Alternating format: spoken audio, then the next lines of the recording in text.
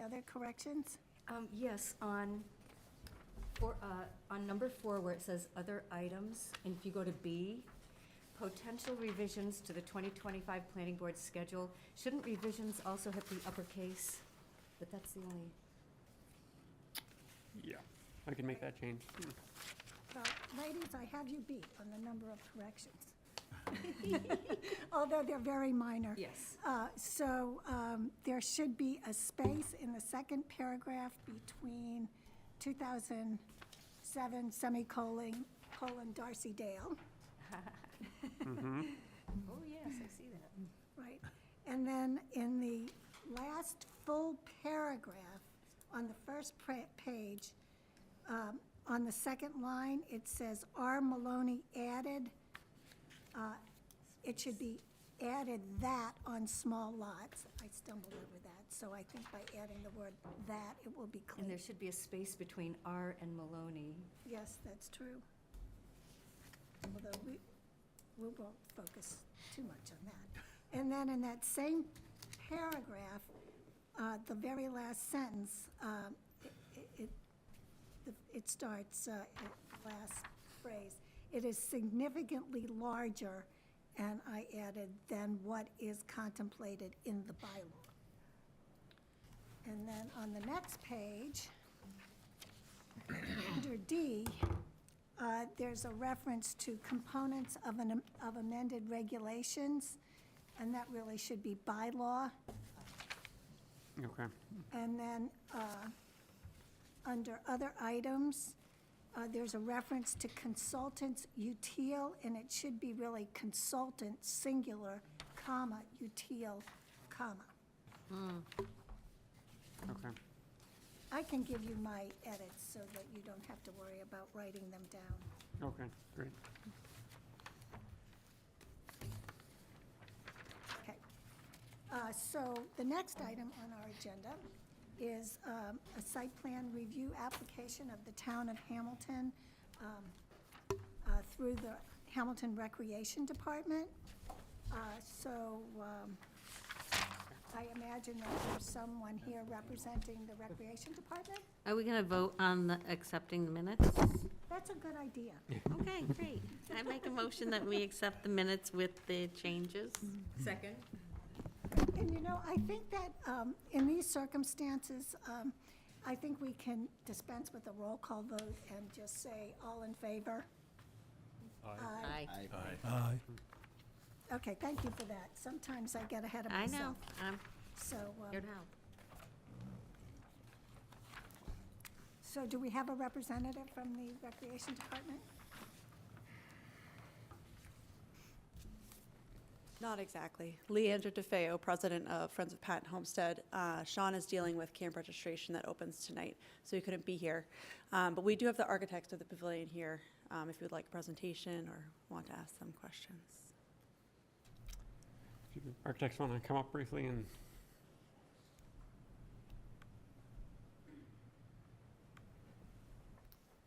Hello, Robert Bacardi, principal at Epstein Johnson Bacardi Architects. And Amanda Delavine, project manager for Epstein Johnson Bacardi Architects. You can proceed. A brief summary. We do have all the drawings and whatnot, so. Okay. Yeah, do you want to do an overview? Great, so we're here to present an open-air pavilion on the site of the Patton Homestead. The pavilion itself is a 30 by 50 square foot footprint. You can see it on the site plan 002. The image that you see on the screen is from one of the companies that we have been looking at that make prefabricated pavilions, but this represents the design intention, materiality, and a similar look to what is presented here in this package. The pavilion itself would be located off of Asbury Street, roughly 250 feet from the street, down the bottom of what is a fairly steep grade, close to the location of a former swimming pool. If we can see the first sheet.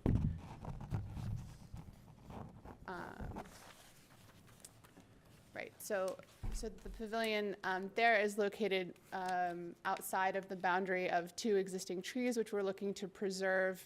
And it's tucked in a position so that it is very difficult to view, if not impossible, from Asbury Street due to this change in grade and also these existing buildings here, the Patton Homestead house and those two barn structures.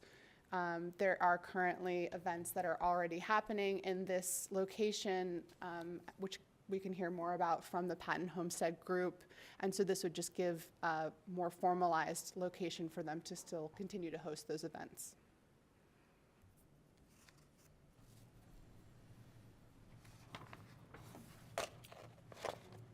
Questions? Did any board members have questions or comments for the architects? How long will it take to get this done, roughly? Once you get permission, if you know. So we have the schematic and design development done. We still need to finalize construction documents, probably take at most a month, and then it's going to go out to bid. And the goal is to have it construction completed by the end of the year. Oh, good. Yeah. Thank you. I've got a question.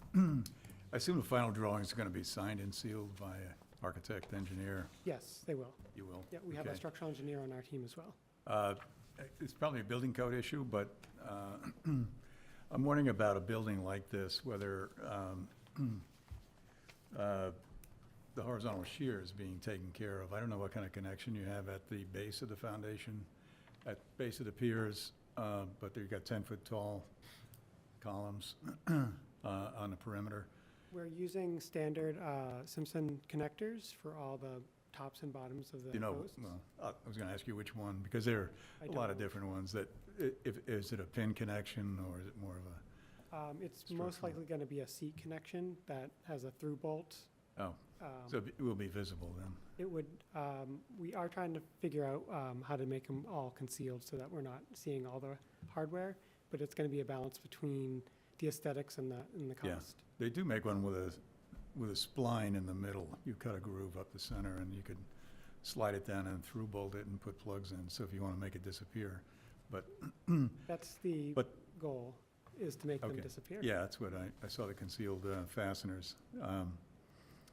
But that just would be something I would double check if I were you on that, but,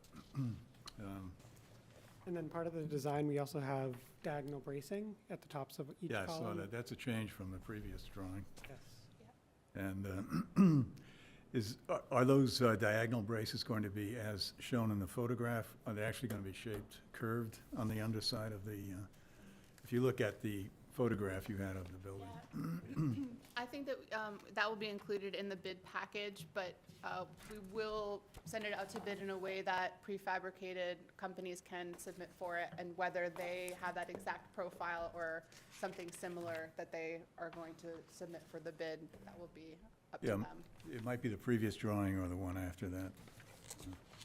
No, yeah, there you go. Yeah, I was looking at that, and you can see both in the truss at the end, at the gable end, it's got a curved inner chord. It's kind of a nice, gives it a little bit more style. Yeah.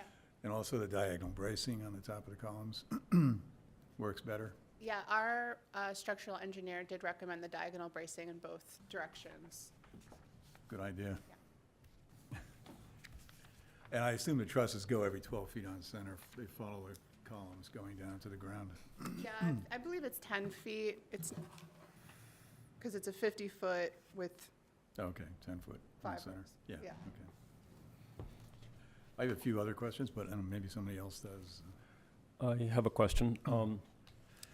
So I understand these are schematic design drawings, but it does appear that the building slab is more or less set at flush at grade for accessibility. And then it's at the toe of the slope, and the slope is kind of a bowl aiming at the building. And so I was just wondering how you were going to manage the water coming down the slope toward that slab. It would be sort of concentrated toward the slab, and if the slab is flush, be running across the slab. And that's more from a, sort of like a safety point of view, if there's gonna be people on that slab, or electrical, or extension cords, or activities, and water's rushing across that slab, just a safety question. So in regards to the power, we're locating the power adjacent to the slab on a post mounted. That would let us have the easiest conduit routing to the panels. But in general, similar to this photo, only it would be a hill on the left-hand side. We're planning on regrading around the slab to bring everything up to grade. So the slab would be slightly picked up than the grading, but it would create a flush condition at the transition. So I guess my question would be, what would prevent the water from sheeting across the slab in a rainstorm? Um, And I, it doesn't appear there are any gutters on the building, so there'd be water coming off the roof and then water Yes. coming down the hill. And Yep. the topography is such that it's kind of aiming at the, it's focused at the building because it's a bowl. The topography is a bowl. So currently there's, we could build a berm at the front of it to direct water around it. But currently we don't have a plan for any gutters at the pavilion. And we So- did talk to the Patton Homestead. They're not planning on using it during the winter time. So the concern for like sheeting for ice and stuff, they won't be using it for events at that time. I guess, sort of going back to the durability of the building, if there's timber connections basically at grade, and the water's sheeting across the slab, it's sheeting across those connections. So from a durability standpoint, that would be an interesting question or consideration. Obviously, some of these things are outside of site plan review, but we're trying to help you to get to success here, because it's a great project, and, look forward to seeing it built. I actually have another question, and this might be outside the scope of review, but I think it's something worth considering. Given where this pavilion is located, and given the purpose of the Patton Homestead, and right in the materials that we've been provided by our town planner, you have events at Military History Day and Military Service Day. It's concerning to me that this building doesn't appear to be handicap That's what I was accessible. wondering. And given that many veterans do have some form of disability, maybe in a wheelchair, or they're elderly and they're using a walker or a cane, there's no way that they can access this building very easily, and accordingly, its utility is a question mark for me because of that. And it's not just military veterans, but there are other people who might have balance issues. So that's a very much concern for me. And then if those people, military veterans and others, do gain access to the building, they might not be able to stand, and there's no seating for them. And I note that there's no storage with respect to the ability to provide seating at these different events. So that's a real concern of mine, and it goes to, how this building is going to be used. Mark Johnson with the Patton Homestead, Inc., Friends of Patton Homestead. Great comments. When we talked about the design, we talked about having access from the field side, not the hillside, being brought up and level, so that it could have a wheelchair coming up, because a wheelchair is not going to be coming down that steep grade anyway. Right. Right, so the access for anybody that needs accessibility is going to be from the flat, and that's the easiest part to make it grade. We had talked about in our design meetings, because we didn't think it was part necessarily here, but it's a good comment, that the slab would be raised a little bit in the front, so any water hitting the front of the slab would go around and not over it. So there's a slight height difference, because the hill is where people might be sitting in to watch any event that's there, or people would be accessing it from the other side anyway. Right, the whole idea of tucking it closer to the hill was to minimize the intrusion relative to the beauty of the Great Lawn, the view from the hill looking up, so we wanted to keep it low. We wanted to keep it in a way that had good sight lines. We knew accessibility was important, and it was very important that accessibility could be improved to whatever standard is necessary from the field, because that's level, and it's going to be very easy to ramp at whatever rate would be necessary, whether it's substantive or not. The electricity, there's a bunker that's built into the hill at the end of the stable that has conduit to it. Would probably have to replace that conduit, the wires through there, and maybe even bring all new conduit. But the run from the building to that is pretty straightforward. So we're going to design it in so that there's a conduit to begin with, so that there's no someone mentioned extension cords. There are no extension cords crossing down the hill or from the stable to the platform. The electricity would be from within the footprint of the grade, because would have it built in. And the other question I have, and of course, this is part of site plan review to some extent, and that is there's no landscaping shown, and one of the real attributes of the Patton Homestead, as you know, because you're there, are those beautiful arbors on the property with the roses and whatnot, and I think that the other aspect of the Patton Homestead is all the buildings are white. And so I'm wondering if you've given any thought to how you could landscape this pavilion to maximize its beauty in relation to the other buildings on the property, and also to add some, an aesthetic component to it that's Great points. missing now. Yeah, I mean, we're trying to do this within a budget, because, Friends of Patton Homestead fundraised a certain amount. We got MCC grants for a certain amount. So we're sort of within that footprint. If we have landscaping as part of this plan, we're going to blow through some other budget pieces. So we were really concerned about the aesthetics, the cross bracing, some of the points that Emil mentioned. But we also had to design it in a way that it could be off the shelf. Someone could take, a nice looking pavilion, because there are many nice looking pavilions that are built out there that are assembled off site and then just reattached. Someone asked about how many days. One of the vendors can do it in a week. If the foundation is poured, the actual building, the structures and the roof is the least of all the long time. The planning, the bidding, that, and all the budgeting, that takes a lot of time. But the actual construction, once the slab is poured, does not. So it would go quickly. But the aesthetics of the landscaping, we have time to perfect. The cross bracing is what we want, ideally, to look really good coming out of the gate. May I ask a question about the operation of this facility? How big or well-attended do you expect events to be? 20, 30, 40, 100 people? What? So it seats 100. Okay. And where do you propose that the 50 or 100 cars that will bring people to these events park?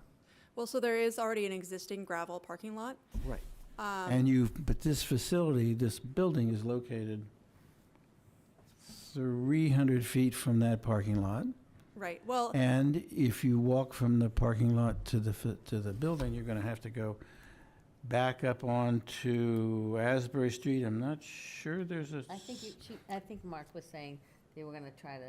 Well, that was my point. The gravel- That if you build a gravel path directly down to the gravel parking lot, that might solve the handicap problem. And if you're going to do that, you might think about relocating this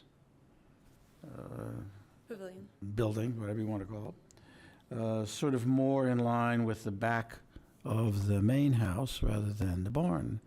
Then it would be a much closer walk, an easier walk to the parking lot, which So- would solve all sorts of problems. I'm not sure about the aesthetics of this, but Okay, Okay, well, I have answers to most of those questions.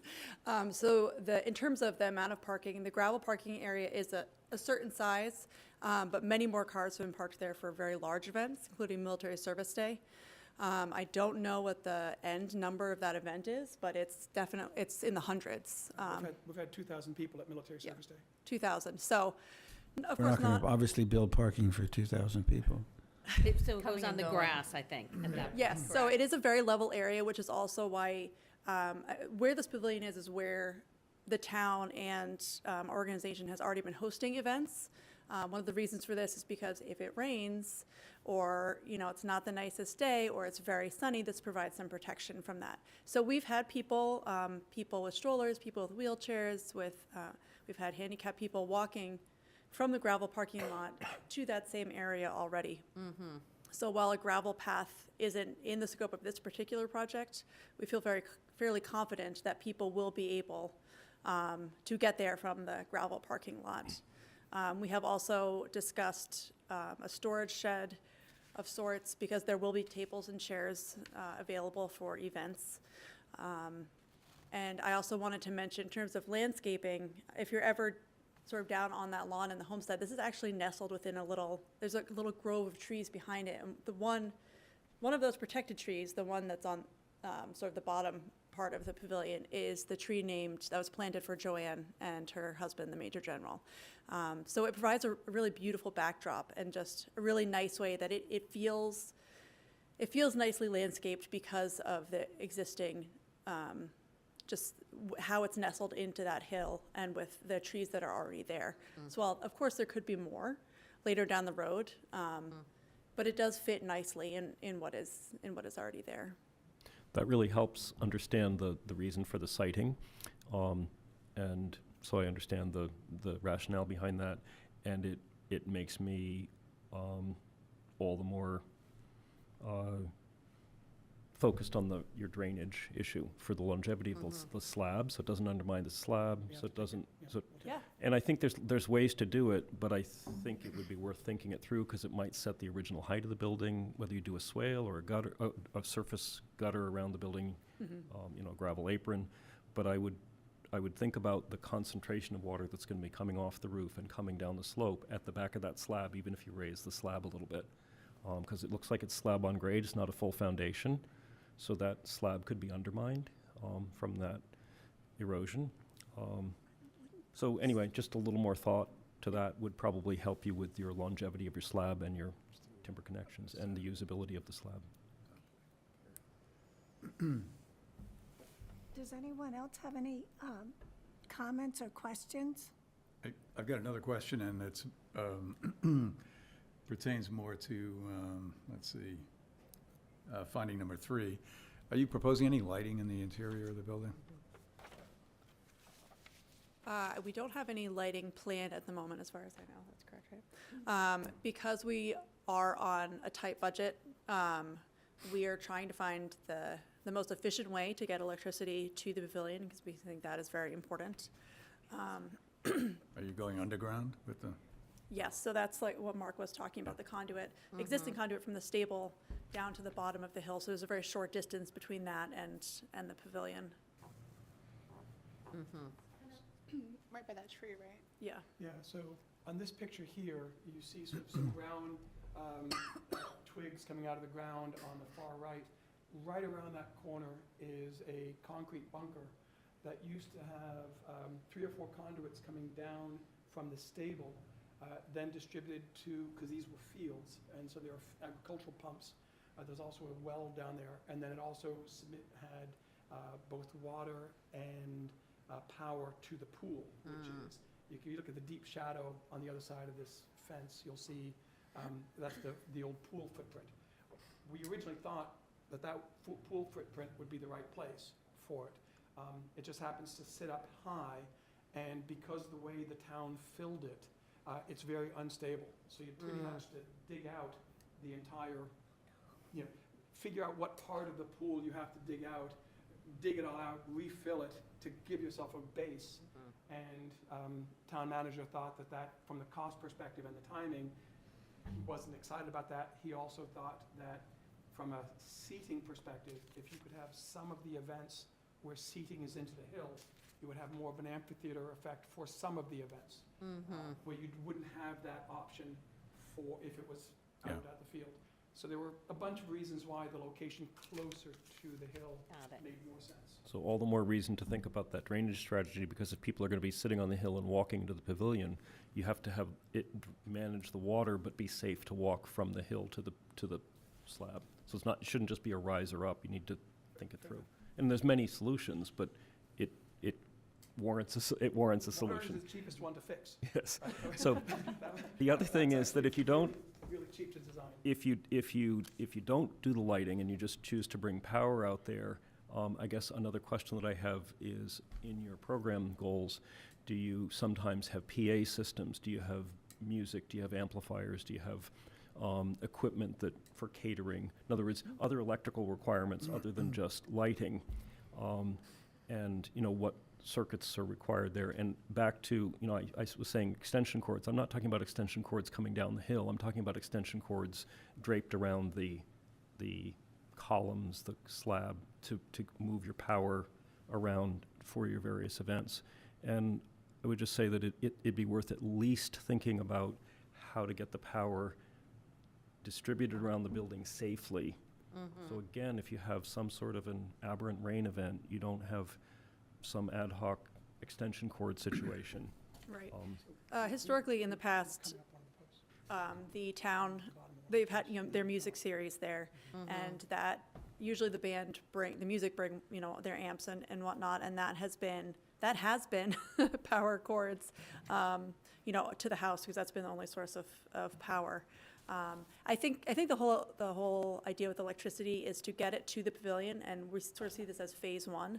And so down the line, if we have, you know, a little bit more in our budget, then maybe we'd be able to add some lights. But because of, you know, budget constraints, we just want to make sure we get electricity to the building, but those are all very important. Totally understood. I'm just thinking about the safety piece. Even if you do it in phases, be thinking about the safety piece. Because again, you're in a place where the water's going to concentrate between the roof and the bowl of the hill. Any further comments? Okay, I want to note for the record that this site plan review application has been properly noticed. Our planning director, Mark Connors, has provided us with evidence that the notice of the site plan review application was, appeared in the newspaper of general circulation, and we also have attached to his memorandum to us a list of the abutters within 300 feet of the property. And I note that there are no abutters here objecting to this site plan review application. So all in all, I think the application is in good stead. I would urge you to take into account the comments of the planning board members. I think it's a wonderful facility, well, pavilion, to have these events, but I think with addressing the safety issues, the handicapped accessibility issues, and really the landscaping, so that it blends in nicely with all the surroundings, are important. And really, I'm not sure how conditional we want to make this site plan review on those elements. They are something that we're pretty serious about, and I believe you will address them, if not in the short term, at least within a shorter period of time of the life of the pavilion. Absolutely. And anything else to add? Then we go to the fun part. Darcy, this is your specialty. Oh, yes. I move that we vote to accept the site plan review for the proposed open-air wood-frame pavilion at the Patton Homestead property at 650 Asbury Street. Do I have a second? Second? And since we're all here, I think we can vote by raising our hands. So all in favor? Aye. Anyone opposed? No opposition. You've got your, Very much. you've got your site plan review. Okay, so having dealt with the land use application, if no one objects, I want to take the last two items out of order because I think they will not require a significant amount of our time. So we need to talk about our bylaw amendments, when they will be noticed, and when we will have the public hearing. So I forwarded the last three memorandum to the Select Board on January 30th, and the other two memorandum that the Planning Board approved were sent to the Select Board, one on January 8th and the other sometime in December. So the Select Board has all five of the memorandum, pursuant to which we requested that they review the bylaw amendments the Planning Board was proposing, and then send those proposed amendments back to us so that we could initiate the public hearing process pursuant to Chapter 48, Section 5.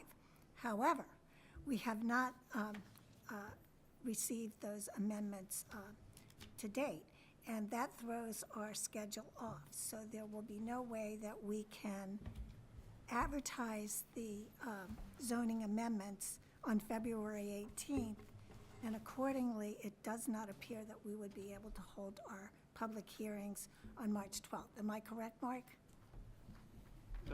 The March 12th would be I think the latest we could have the public hearing. We could have the public hearing? Yes. Okay, so do you have the last date for the notice then? And that doesn't really affect the planning board per se, but it affects our public hearing. But in terms of the actual notice, that's something that you Yeah. do. So, one interesting thing to note is the town we historically have noticed with the Salem News, but now we have the Hamilton Wenham News, which, is everyone getting that in their Yes. mail? Yes. So that, we have the option to advertise with them, and I think it'll be a lot cheaper, so it's kind of a win-win, because I think more people read that paper, because it's Yep. delivered to them, Oh, and it's absolutely. less expensive. So, the town is planning to shift over notice to that paper. It's just it's a weekly paper, so the deadlines are a little bit longer, but I still think we'd have plenty of time to make the March 12th. We have to advertise 2 times, a minimum of 2 weeks before that public hearing. So it's sneaking up, but we'd have enough time to notice for the March 12th public hearing. Okay, so we're not worried yet, in other words. No. Okay. But are we waiting, are you saying we're waiting to hear back from the Select Board? Yes, the Select Board has to transmit the proposed amendments to us so we can advertise the public hearing and conduct the public hearing.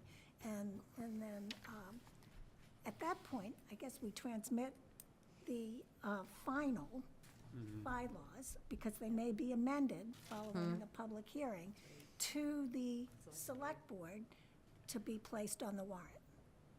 So I thought they said last night that their next meeting is February 25th.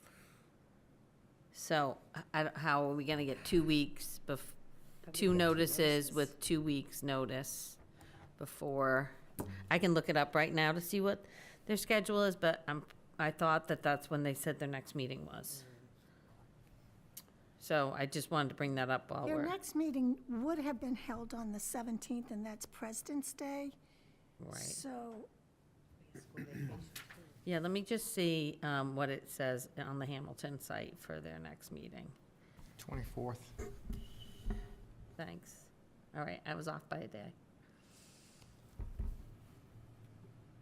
So I'm just trying to figure out if the 12th we have to have, what were you saying by the 12th? It has to be in the paper by the, No, the 12th is we have to have the hearing by the 12th? You have to have the hearing a minimum of 3 weeks before town meeting, so the meeting is the 5th, so basically it's the 12th, maybe a couple days past that, but that's your Okay. regular meeting. And then we have to have it in twice, in the paper twice. Before March And that 12th. has to be 2 weeks before. Yes. Before March 12th. So we go March 12th back 2 weeks, and then we have to do 2 weeks, maybe, depending on when the paper comes out. Could be, I'll double check with Joe, but I think the first notice has to be 2 weeks. I think the second notice can be less than that. okay, that would be amazing. So I just was concerned about making sure we have it on the calendar. I mean, that if, yeah. When did you say the select The board? 24th, I think The Jeff 24th, so- confirmed. Yeah, it would, That's 2 weeks and 2 We- days. Yeah, we can't wait for, I don't know if we can wait for the 24th, can we? well, if it was the 25th, let's see, February 25th. 1, 2 weeks. I mean, that's close, we just need to confirm that.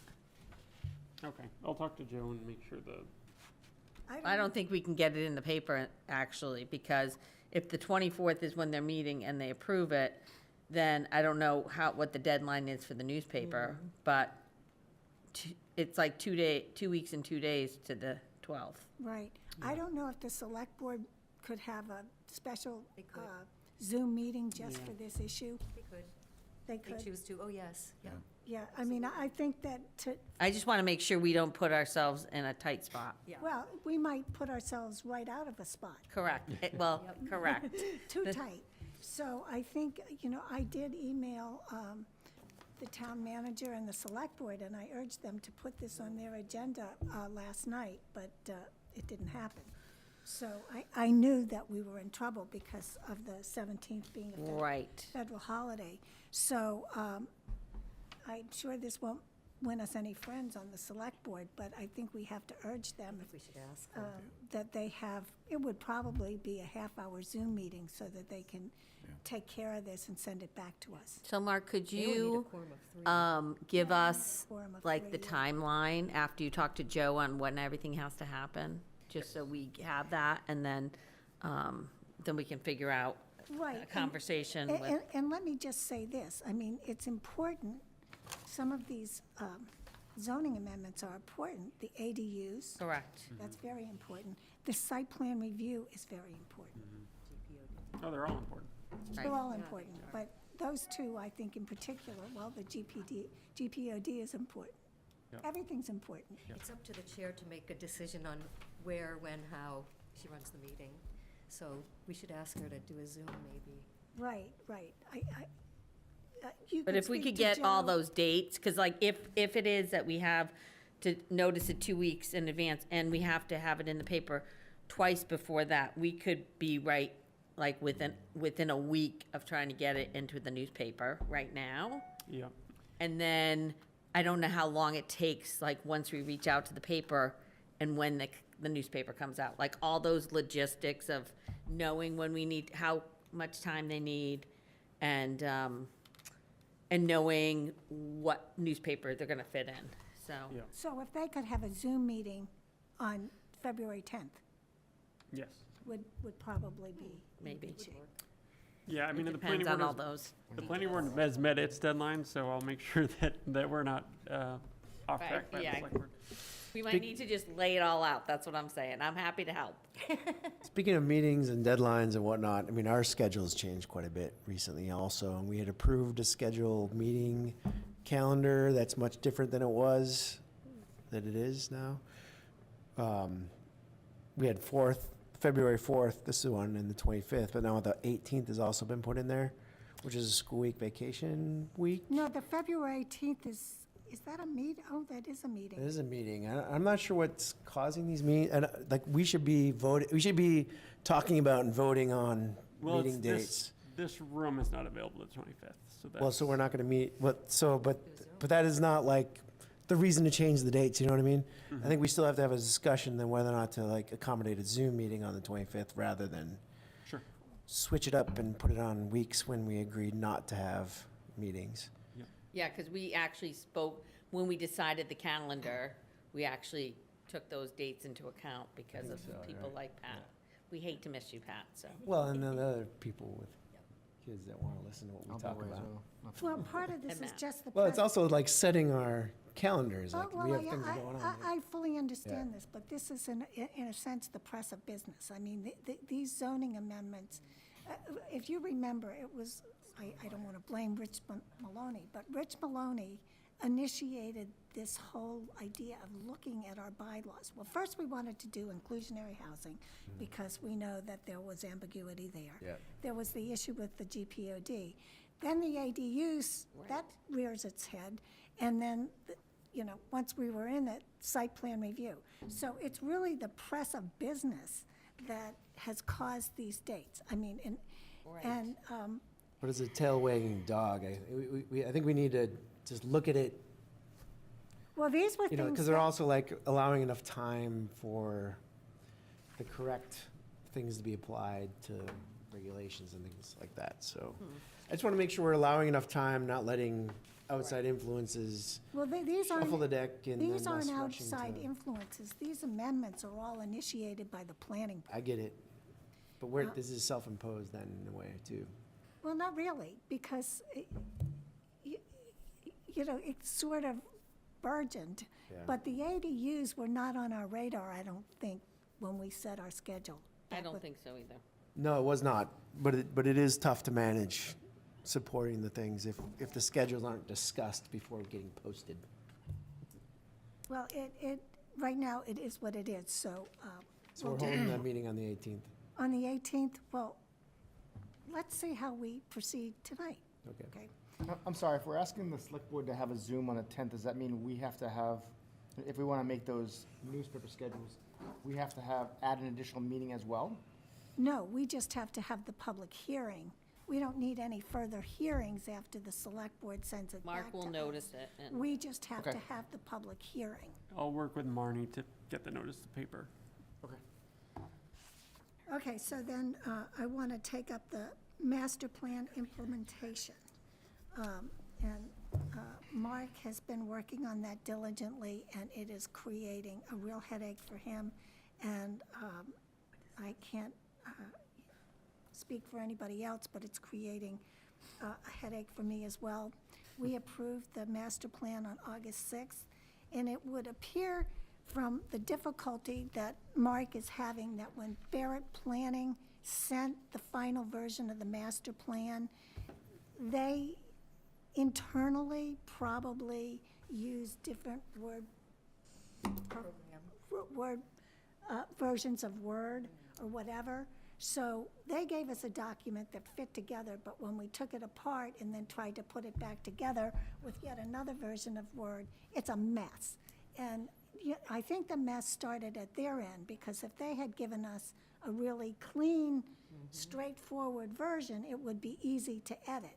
But apparently what's happened is you get it all cleaned up, you make one change, and it unravels.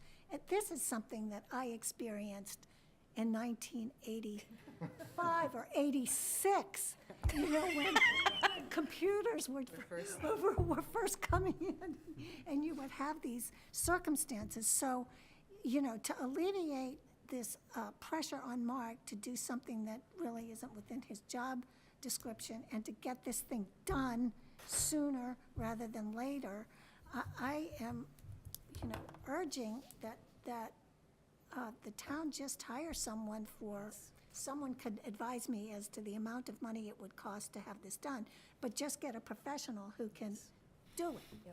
Just sit down, spend 8 hours, clean it up, someone with the facility to do what needs to be done. Yeah, people are waiting. They Yeah, wonder where people it are is. definitely waiting. And I know I sent a letter to Joe on October 22nd. This was, Mark, when did you start? October 28th. 28th? Yep. You're in the clear. October 22nd, and said, let's get this done. Yes. And here we are. So I think it's time to Management issue. just, it may not be petty cash, but it's gonna be close to it. Let's get it done. Just done, in a week. The FinCom has $100,000 at its disposal at any time for any kind of situation, and we might perhaps ask them if they would be willing to fund that. Yeah, the town The other thing needs is, it. the town manager also has a budget, and it probably should come out of his budget. Right. And I mean, this is. Try that first. Well, there's wiggle room in these budgets Yep. for these extenuating circumstances. And we're not I talking. don't think it's a lot of money either. It's not a lot of No. money. I mean, my top number off the top of my head would be $2,500. And that seems like double what it should cost. Yes. So it's not a lot of money. Right, so we should just make, Get it done. yeah. get it done. Jonathan told me he'd do it for 1,500. Go to the highest bidder, I like it. So what do we need, what's their action plan on that? Send a letter, We could send a letter. certified? No, I'm kidding. How about an email? Or, yeah, so an email to Joe The town asking. manager Yep. and the select board, you know, recommending that this just be done by someone. I don't know what would be the job title of someone who would be able to do this. Do you have any idea? Graphic designer. Graphic designer. Graphic designer, yeah. A graphic designer. And someone who could, if need be, download the entire text and put it into the same version of Word. Got it. Someone who would have Exactly. that facility No, to do If they that. talk to each Right, other. right. Yeah, who would have that ability to do that. Yeah. And that's really beyond the scope of things. So, should we vote on that, do you think? I think that carries more input when we take a vote. Sure.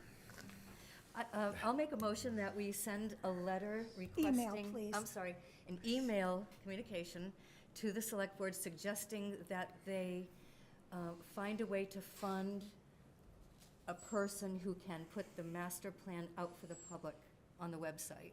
Right, well, get it to us so we can get, you know, do one read-through and get it done. And did we But it would decide be- who's crafting that letter? Pardon me? And did we decide who's crafting that letter? Who always crafts the letters? Okay, just checking. The emails. Emails. Yeah, they stop with the letter. I need a Anyone second. else? I'll second. You have to Okay. hold it to 6 pages though, Mark. Oh, come on. He's good.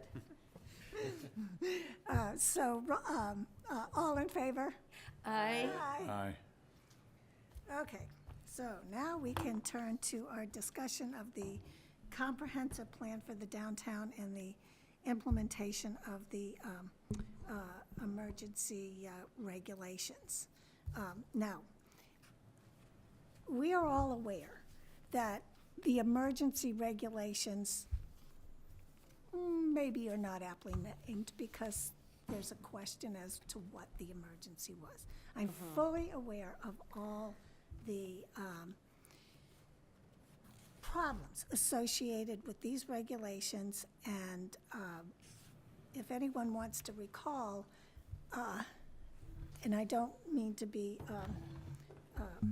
brazen, it was my idea to follow the amicus brief to challenge these regulations. So I'm fully aware of the legal problems associated with these guidelines. Nevertheless, the select board has voted to proceed with interim compliance. Now, in my opinion, the town is in a stronger position if it proceeds with interim compliance, takes a proposed zoning district to the town, and the citizens of Hamilton voted up or down. If we vote it down, that gets the attention of the Executive Office of Housing and Livable Communities, and if other towns do the same, it speaks volumes. If we hide out and do nothing, we're going to get the attention of the Executive Office of Housing and Livable Communities sooner rather than after a town meeting. So this gives, the decision of the Select Board gives the town some breathing room to try and ameliorate the problems associated with this guideline. So, in my opinion, a two-track approach is the best approach for the town. So on the one hand, the town manager has been authorized to advise the executive office that UTIL is going to go forward and try and identify districts that might work for the town in conjunction with the form-based code. Simultaneously, I recommend that we advise the select board and the town manager that we strongly urge them to file the most complete and comprehensive response on the form that has been prepared by the executive office, and then attend the public hearing on February 21st or whenever it's scheduled. So I think it's incumbent on the town, while we proceed on one track, to proceed on another. And I actually would like to discuss with you a little bit tonight what we could put in that form, what the town could put in the form. Right.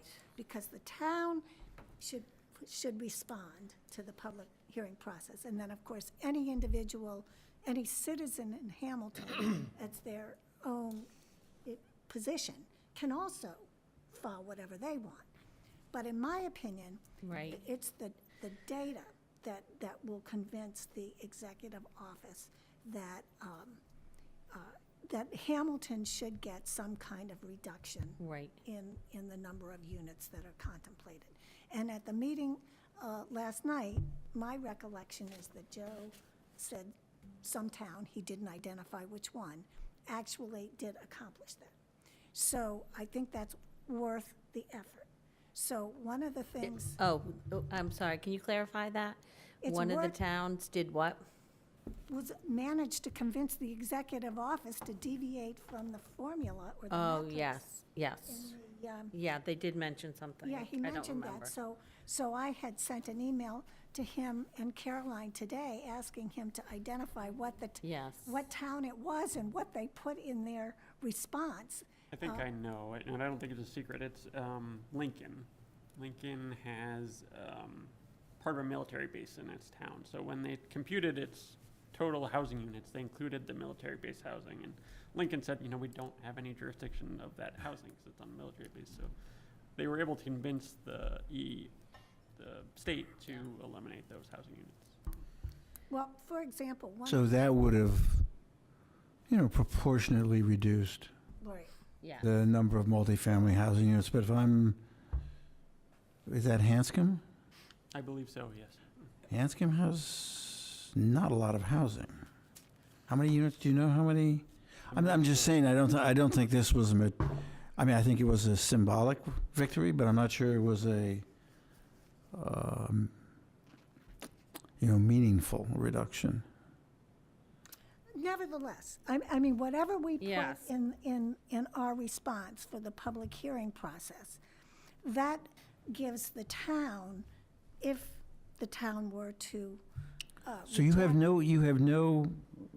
don't think we should plan on putting something before the town at the April meeting, or we should? I think there might be a presentation, but we will not have any. We don't have type of- time, and There- we even. It would be a special town meeting in June with respect to compliant And districts. can I just share, that John McGrath brought up, he felt like there was a lot at the town meeting, so I'm not sure if they are gonna try to present at town meeting. Whoever was there last night maybe can clarify if I get it wrong. I think they were potentially talking about doing some other types of meetings because we have so many things that we need to get through. yeah. And maybe do other kind of educational things and not do, so they were going back and forth on whether to do it at town meeting or not, because Well, we otherwise, have- we're gonna lose people's attention, because it's gonna be too We have a long. newspaper now, which is the best resource that's possible. So, but getting back to. So you'd like to talk about some of the issues that we would like to bring up as a the town. town? In the form and at the public hearing. Got it. And So one of the things I. And are found- these things going to be given to the state by the February deadline? Yeah, the February 21st deadline. Okay. Yes. So one of the things, in just glancing at the master plan, which is a shame, it's not up on the website, but in the land use section under geography, long story short, 50% of the land in Hamilton is either wetlands or steep slopes. 50%. So, when you start looking at districts, all of the potential districts are in the GPOD, except for the downtown. And if you even thought about putting that many units in the downtown, it would be a public safety Yes. crisis. Yep. What Hamilton has that no other town has is a railroad that bisects two major arteries. right, so, yeah, 50% of that half mile is in a different town. Well, no, but I mean, even if you look just at Hamilton, Bay Road and Asbury Street are Oh, right. bisected by the railroad Right, tracks. right. So just think about the catastrophe that could happen if, when school Oh, let yeah, out that's and a the good train point. went through and there was someone having a heart attack on the west side of town, no public safety Public officials safety. could get to them. If there Yeah. was a major Is fire, it, no one could get but to it's, them. it's actually worse than that, because we need 750 units in our half of the town. And Wenham has plans to put 300. 300 there, so the number that are actually going to have to cross the railroad one way or another is more like 1,000. But if we were one town, our total would be 750. No, Yeah, it would be. No, If- well, if- no, if- be- if no, Hamilton because and we would have Wenham- more housing units. If we had the same number of housing units in one town, we would have the same quota. No, because we would, because it's either 10% or 750. So 10%, I mean, we only have 3,000 housing units in Hamilton, so 10% of that. So if we were one town, we would be 750. And we're not, we're two separate towns, Right, so well, it's so that- 1,000, right it's there. one of the arguments that I know Joe understands. But even Wenham, their proposed district, I think the one, they had one out on 128, Right. over by Gordon Yep. College, and then the other one, if there was an emergency with respect to those properties, it would be Hamilton Public Safety that would have to address the issue, because it's conceivable that Wenham's couldn't get there. I think we should. That's a really important thing. I think that, you know, that whole intersection that you bring up is really actually very significant. I think it's really significant. How about our ability to service, that kind of volume of units in terms of sewage downtown? That's impossible. So,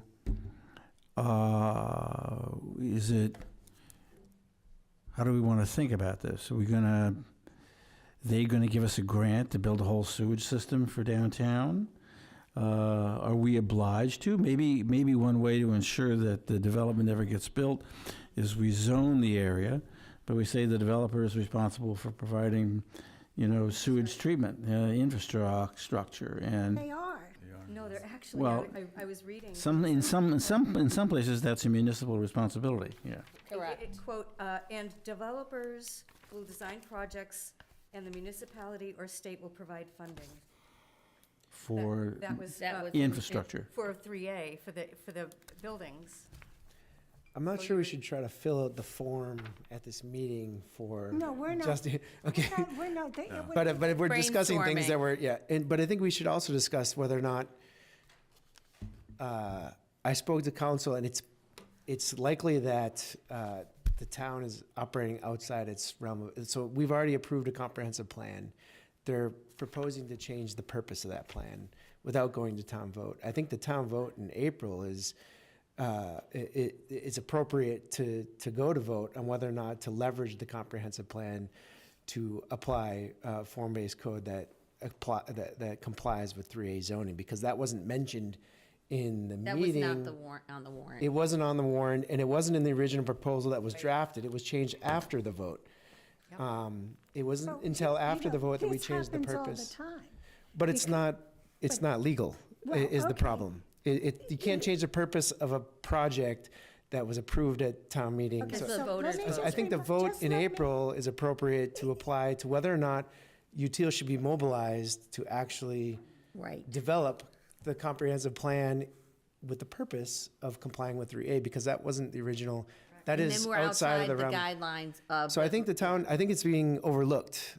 Well, number one, there's April no meeting- warrant article with respect to that. But to your point. Well, there should be, and there's still time to be. something I want to bring to your attention, because we had this issue. When the $15 million for the athletic fields was on the warrant, there was absolutely no mention in that warrant article of synthetic turf. It was Correct. buried in the FinCom.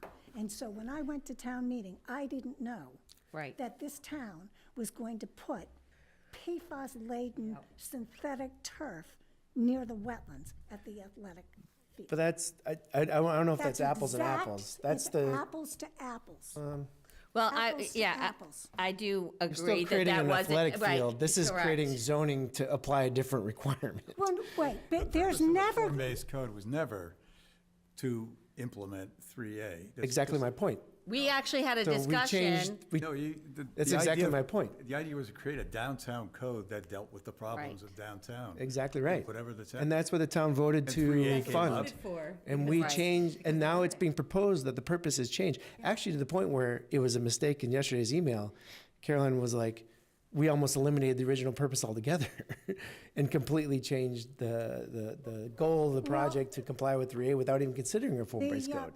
So I think there's a strong argument to be, and again, there's council that has weighed in on this.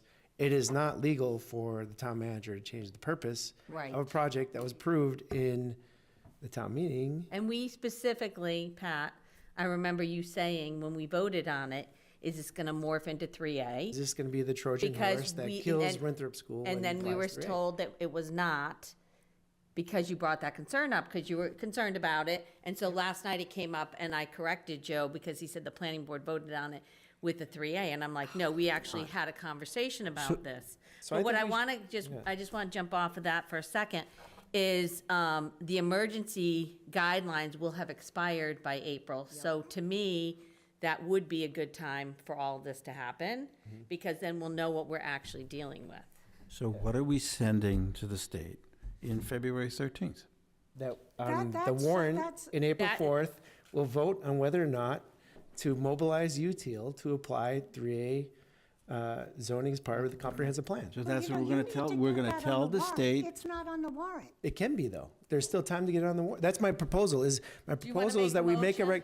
my motion is we make a recommendation to the select board that on the April town meeting, we vote on whether or not to apply 3A zoning as part of the scope of the comprehensive plan that has been approved, and formally include that in UTIL's scope of the comprehensive plan they're considering. Well, I don't have, no. That doesn't in any way say how we're going to.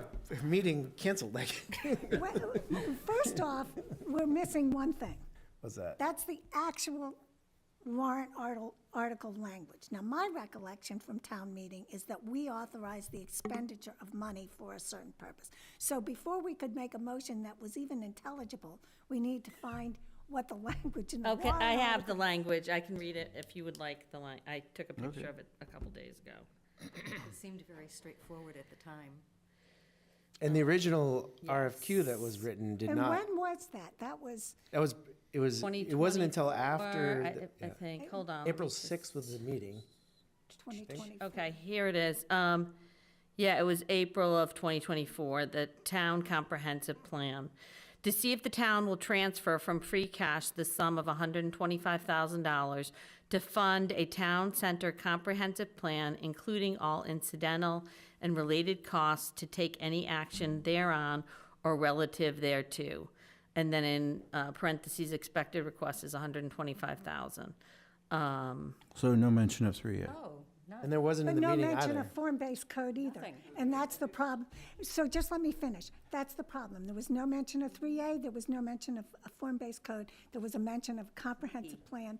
Comprehensive plan, arguably, convincingly in my mind, includes whatever's necessary to Whatever's necessary. comprehensively But the plan vote we for the took town. here was very I clear. don't remember the vote we took here. We did take a vote here, because I remember Pat saying, I don't want to vote for it if it's going to morph into 3A. I mean, I didn't spend time, I'll find the video if you want me to, or look through the minutes. Well, whatever we voted on is superseded by the vote at town meeting. We voted to, But that we was- voted to agree to but- develop an RFQ to support a comprehensive plan. And my concern raised at the time was that it was the Trojan horse for 3A and development of the Winthrop And we School. voted, basically, the reason we voted on it, or for me, I voted the way I did, was because we had been assured that 3A was not going to morph into it. But we put this project on hold, right? We put the project on hold with UTIL.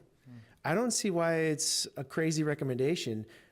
Rather than waste the rest of the $100,000 or whatever is left in their budget, probably not even that much. It's probably a scope change at this Went up. point to remobilize them. But I don't see why it's a crazy recommendation to go to town meeting in April and say, hey, listen, we'd like to remobilize Util, and we'd like to do it for the purpose of complying with 3A, and see what the vote is at that point, rather than spend the money and then wait until a special town meeting in June, and then hear what the town has to say. Why don't we hear what the town has to say? Because whether or not the zoning is here, there, or at another place is not going to change a person's opinion. And whether or not to apply, because also the benefit of doing that would be that the regulations would be approved. They're not currently approved, they're in draft. So we're going to spend $120,000 to develop a comprehensive plan with zoning that complies with draft regulations that aren't approved. It's like giving money to a contractor to build a house without a permit or plans. I don't understand how that makes sense. So go to town meeting in April. It would be nice if we, the town and the planning board, could use the $100,000 for Util to actually come up with a plan that we like for the downtown that is also 3A compliant, right? As opposed to treating the two separately. You wouldn't necessarily know it's compliant yet because the regulations wouldn't have been approved yet. Right. You don't know, we don't have approved regulations. They're draft until 90 days from now or something like that. Yeah. The part of the form-based code. You mean EOHC, we're waiting for a new set of. We don't actually have real regulations. Where are they designing to? I don't know what they're Right, so designing like to. they kept talking last night about the July 14th deadline. That is not the deadline. That's the emergency guideline deadline. Can that change? 100%. Can they keep it that date? 100%. We don't know. I just think it's worth waiting, rather than like rushing into the, Especially where we don't have any data from FinCom regarding, how many dollars and cents will it cost us per thousand of assessment. People need to know that if they're gonna be voting for something like that. That's critical. And in fact, when I was on the FinCom, we would have been all over it. That would have been our main thing. And in fact, we can ask the select board to charge them with that duty to do the work. Well, basically, I'm just skeptical about the annual town meeting, because the annual town meeting is going to be focused on the schools. And if we have our bylaw amendments in there, I think that what the select board did last night was by the town time. We're under the radar if we send this letter. We're under the radar. And UTIL works on the form-based code. The form-based code is not the half moon that Patrick Reffert showed us with Bowler. It's a much more circumscribed area. So they can work on the form-based code. A portion of that downtown area where the form-based code will be might have multifamily housing in it, but that would be limited. It wouldn't be anywhere near fully compliant. Right, and then we'll have some satellite areas outside of the town. Should the state come back and say, no, you need to do more? We'll say, well, we can't do more downtown, but we can do more maybe on Gordon Conwell, maybe wherever. The entire issue is to obtain 3A compliance, there has to be a vote at town Sorry, meeting. are you assuming form-based code is gonna hold 3A to anything other than how it looks? The 3A, you cannot, as a developer, come into the town of Hamilton and propose a 10-story high-rise. 3A is circumscribed by existing zoning. You can't change height and setback and all those other regulations that already exist. It is not a license to build high-rise units anywhere. So yes, the form-based code could in fact hold, and my recollection is that Patrick Reffert actually had communications with someone at the executive office, and they did give, they couldn't obviously because they hadn't seen it, but they did indicate that there might not be any impediments with respect to the form-based code. So if we said it couldn't be over 3 stories, according to our form-based code, you're saying that a developer couldn't come in and do 4 stories? Put 5 stories up. That's correct. Yeah, that's correct. That's correct. Because nowhere in their requirements does it say you can't specify the height. In fact, they don't have it in their height. They're looking for just a basic few components, that we have to hit. Right. In their draft regulations. A certain number of units Emergency. at a density of 15 units per Ac- acre or more. Acreage 49 acres, 731. No, so the 49 acres isn't in the law, though. That's in the regulations. But they're all in the regulations. So what's in the law is a half mile from the train station. Reasonable size. 15 acres, units per acre. Reasonable size, 15 units per acre. So we know Yes. this. The regulations, look, there's legislation pending, there's litigation pending, the guidelines could all go away. If the guidelines all go away, what are we left with? A form-based code. Right, and we'd probably put a little bit of multifamily development down there anyway, Yeah. just not Well, no, wait a 750 minute. units. You know, Brian Stein said something. Multifamily housing in the business district is allowed by right already. Yeah. It's subject to a special permit, but it's allowed by, No, no, it can't be actually, by it's right. not. That's not No, by no, right. it's No, not. by No, no, right. It's it might special be- I'm permit. sorry, I misspoke. It might be by special permit in the It Willow is. Street overlay district, but it's by right in the business district. So it Yes. exists I know, I already. think Rick talked about that there was 12 acres or something that were already by right. Well, whatever's in the business district is by right. So if basically UTIL is doing the form-based code in the business district, you've got the 3A component in there already. So forgive me, the select board has decided what they decided last evening. What is the charge of the planning board now? What is our obligation to do from here? Well, our obligation here is that if and when UTIL delivers the product that they were contractually obligated to deliver, that would come to the planning board. We would review it and have a public hearing. It would go back to the select board. It would be placed on the warrant, and then it would be up to the town to decide whether they wanted to have 3A districts, 3A It compliant sounds like that's, district. correct me, that sounds like that is put in motion soon. So how could we put something on April if they're gonna start that before April? No, Pat you is don't asked, start. no, No, Pat I is, agree with you, so that's what I'm saying. he's asking for us to revote because it wasn't clear to the taxpayers, and we may actually be misappropriating taxpayer funding. So I think that was what you were getting at with your What leeway do motion, we have to do because there's that? still a motion on the table. Well, there's still, but then also the benefit of waiting also, because you know how Winthrop School got taken out of the scope of UTIL's study, I think. Right, right. Yeah, and- So and in let's April, there's see. a vote on whether or not the Yeah. school gets smashed or not. You Right, know, and is that's the school actually part a of good the? point. There's really there's really an incentive to wait and see what happens at town meeting. And I cannot predict one way or the other with respect to this, for lack of a better word, mega school. I don't have a read on where the town's going because I don't have any children in the school system, so. It is. What know. enforcement does the planning board do to actually enact that, Pat? To say, wait, Well, do no, not I- engage with util now, wait. I mean, We've I don't know. already Problem is engaged it- with UTIL.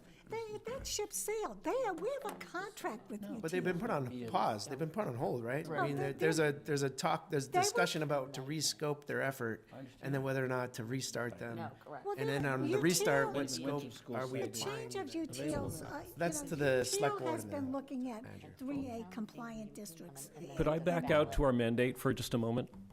Please clarify. Yes, please. Could I back out to our mandate for just a moment? Yes, please. Okay. So, my understanding is that we are under oath to support Massachusetts bylaws and to create local bylaws, for the town. So all of this is great discussion, and we could make a recommendation to another body in the town, such as the town manager or the select board, but I don't think we're here to make any of those decisions. So, the question for everybody is, we can kind of go round and round and talk about what we wish would happen or what we wish other bodies in the town would decide.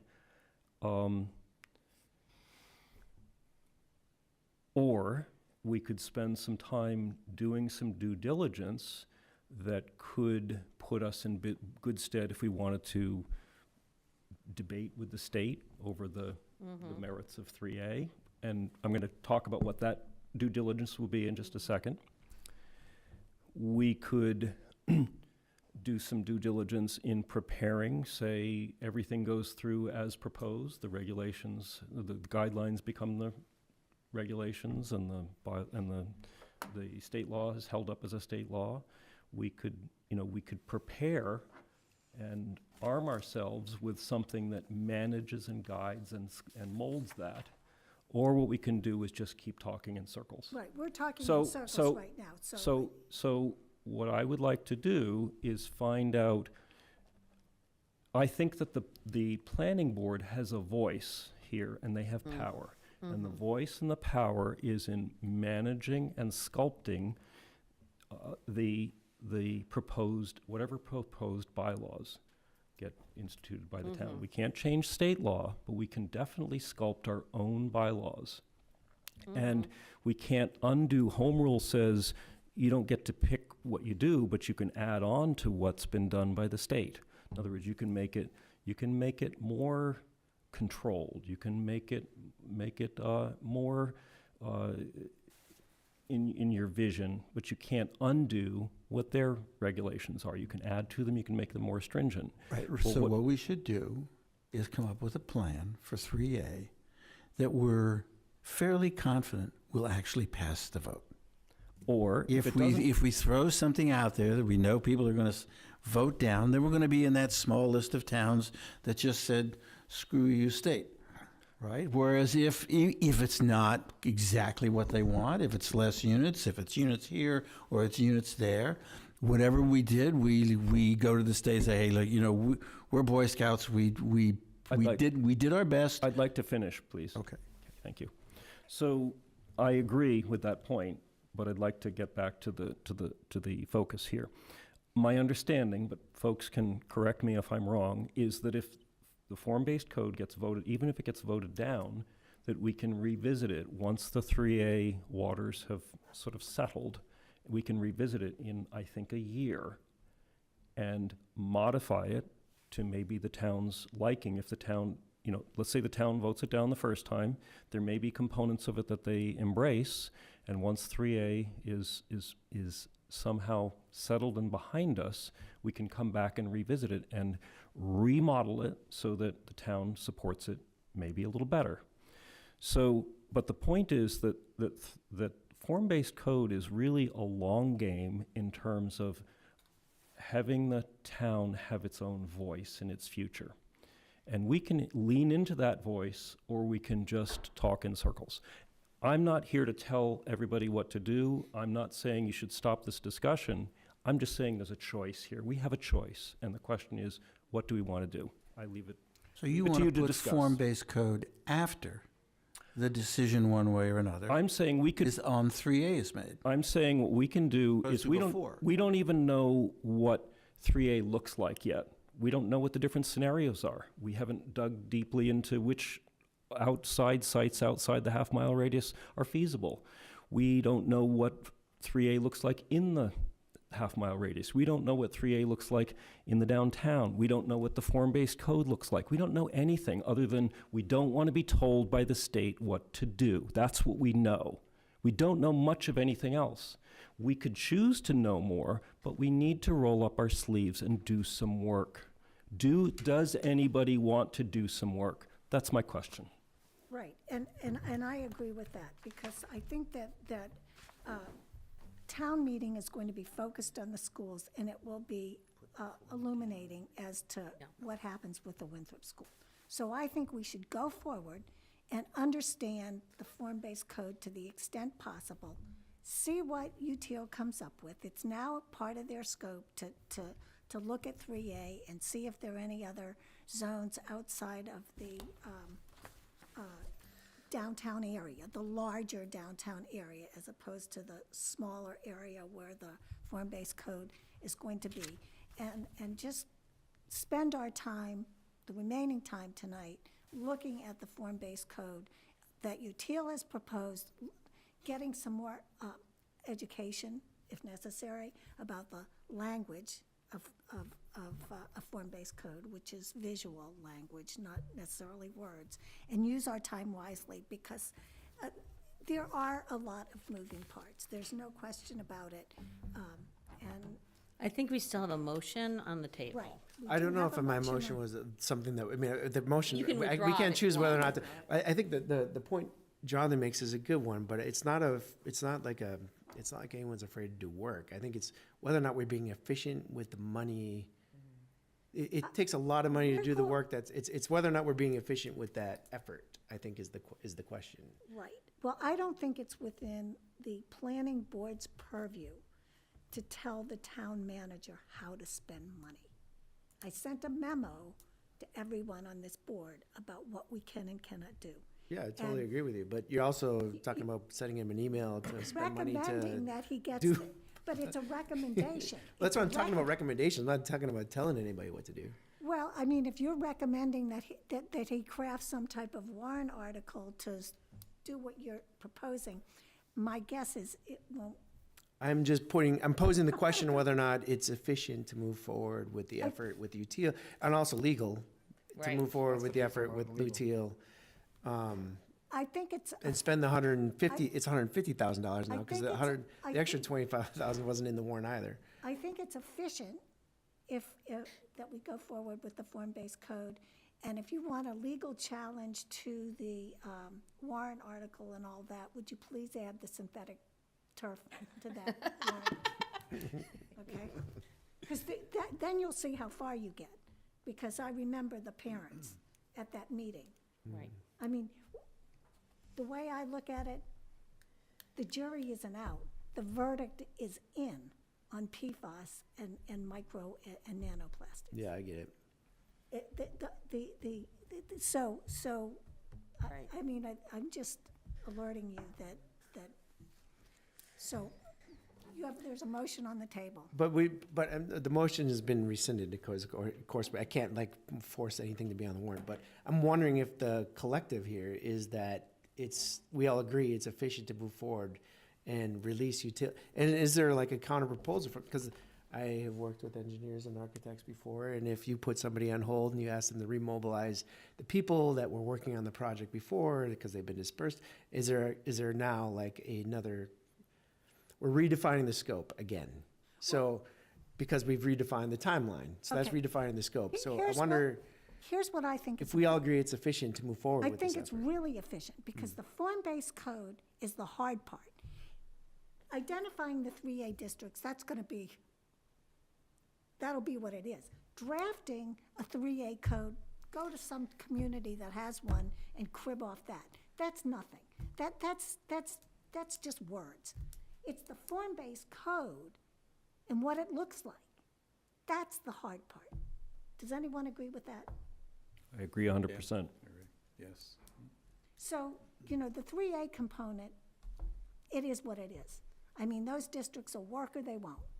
And the language, it's all over the place. Any community that adopted a 3A zone, you just look at their bylaw and crib off it. The form-based code is Hamilton's future. I mean, it's the way to make the downtown more functional and manage whatever. I totally agree with you. I've been to their presentations, and half of the time is spent on not what you're talking about. Well, no, they get sidetracked, just like we did. Correct. Every single time the word 3A is mentioned, you go down a rabbit hole. Yeah. Just like we did tonight. Let's go. You're up, Jonathan. We're going to talk about the form-based code. Enough of this. You withdraw your motion, and no more rabbit holes here. We all know every nuance. Well, I don't think it was a rabbit hole, because I do think we have an obligation if something was on the warrant and there was a misunderstanding. And I understand your perspective on the fields, and I feel the same way. I don't think it was very clear. What we're dealing with is what was on the warrant that we're dealing with. That wasn't our purview. So that is a concern of mine in moving forward with UTL, because I was at the meeting where it did come up, and we actually, when I voted because it was not gonna have 3A be part of it, and that was what I thought was going on the warrant, and then the warrant wasn't clear. So I get that. I understand you think it's a rabbit hole. I think it's actually really important to the It is, citizens. but it's not for tonight, and it's Right, hard that to, moving forward with form-based code is different than with the 3A, part of that with UTL. whatever. So one just useful possible way to think about 3A versus form-based code is that, number one, form-based code is more in your control. You're writing it, not the state. Number two, you can write it so that it's not a floodgate, it's a valve, it's a tempering, it's a Right. holding boundaries, okay? So think of it as something that empowers the town. So, Right. and unfortunately, the timing was such that it's wound in with 3A, but if you can just for a little while, separate the two in your head and see if you can find some value in the form-based code process. If you want tonight as an exercise, what we could do is we could start off with an area downtown that has nothing to do with 3A, nothing. And that is Hamilton Crossing, Cumberland Farms, and Railroad Avenue. It has nothing to do with 3A. And we could lean into the form-based code in those areas. And it's a perfectly unsullied subject that we could start with. Anybody game? I have a clarifying question. Sure. Not on that, but on timing of things, just making sure. Marnie, you had, so are we, because of the deadline with the 21st, I guess maybe we have a meeting, or we're not sure if we're gonna have a meeting before the 21st. I'm talking about the EOHLC submission. So I don't know, that to me seems a little bit, if you want us to have information that gets on that form, that feels, that's deadline's the 13th. Or if we want to submit something in the comment period, I'm not sure. The comment, the form, the comments would be submitted by The the town. 13th, The by the town, 13th. By the 21st. Oh, you're saying, okay, I thought you meant when they put in their submission for interim compliance. Oh, no, I'm Okay, talking the about. 21st. So I have another big picture. Correct, that's why I'm just concerned, like, I understand the form-based code, but also if we wanted to have a conversation about that and get something to somebody, or are we just gonna send all of our ideas to somebody on the committee? Send them to Mark. Okay, Can I just ask another big question about that? Big question. My question might be an impertinent question or a stupid question, but I'm going to ask it anyway. Again, back to what our role is, what our oath is, and I know this is annoying for all those, everybody in the room, but we just have to ask these questions so we're effective. If we, as a consolidated effort, submit as the planning board a bunch of objections to this town, to 3A through the state form, we're using the official voice of the planning board to say we don't. No, these are just ideas. Right. Okay. So what I'm to- asking about, stupid question, is who's the voice what is the official voice of the planning board that's being fed into the town? I think the official voice is the town manager. He would be the one submitting. So aren't we individual voters then submitting those forms, Yes, not you the could. planning board? No, the planning board So, wouldn't. so I don't think it's the right place to have that discussion, how we fill out the forms No, and no, where we no. put them. No, I was. You And again, I apologize yes, if I'm being stupid about this, No, but let I'm me just, clarify. Okay. My point was, if anybody had any ideas, and I brought up the traffic and right, whatnot. right. These are ideas to put in the form. Yep. To contest why the metrics and the regulations are not real world, they're antithetical to real world Sure. conditions in the town. but these So are it was just- individual efforts, not the planning board's efforts. It wouldn't come from the planning board. Right. These are ideas that the town should Should we- submit. Yes, but should we be discussing those on planning board time? We just did. That's what I'm asking. Should we discuss them anymore? No, So, we should okay. proceed with the form-based code. I think we Okay, have thank some you. ideas. And these are, I think, legitimate because it is a public comment period. Okay, And we. Right, well, and they had asked towns in the past to give input, and I think the planning board is an appropriate place To because, provide input to the yeah, town manager. yes, That's to all. give input. Okay. So that's all I wanted to make sure if we were gonna Yeah. talk any more about that. just a question, Yeah. so that we are being effective Yeah. and following the rules. Let's go to the form-based code. I want to So- talk about, So there's two parts, kind of to preparing for form-based code and for the information that UTIL is going to be putting in front of us soon. Number one is, do we understand what the documents are there for, how they work, what the format of the documents are, what the tool is? Not specifically how it fits Hamilton, but are there any questions? Emil sent out a slide deck and a series of questions to everybody a number of weeks ago, and I think they were even sent out maybe twice. And there's kind of, I'd say, even though the slide deck had 3 categories of questions, really 2 categories of discussion. One is, does anybody need any more onboarding of how the documents work? What kind of documents we're going to be getting and how to evaluate them for effectiveness from UTIL? So that's question 1. And then question 2 is, we've gotten some information from UTIL. They haven't finished their work, but of the information that we've received, do we agree with the scope, the focus, the vision, the metrics? So that's sort of the 2-part question. One is the mechanics of form-based code, and the other one is the specifics of what we've got so far from UTIL.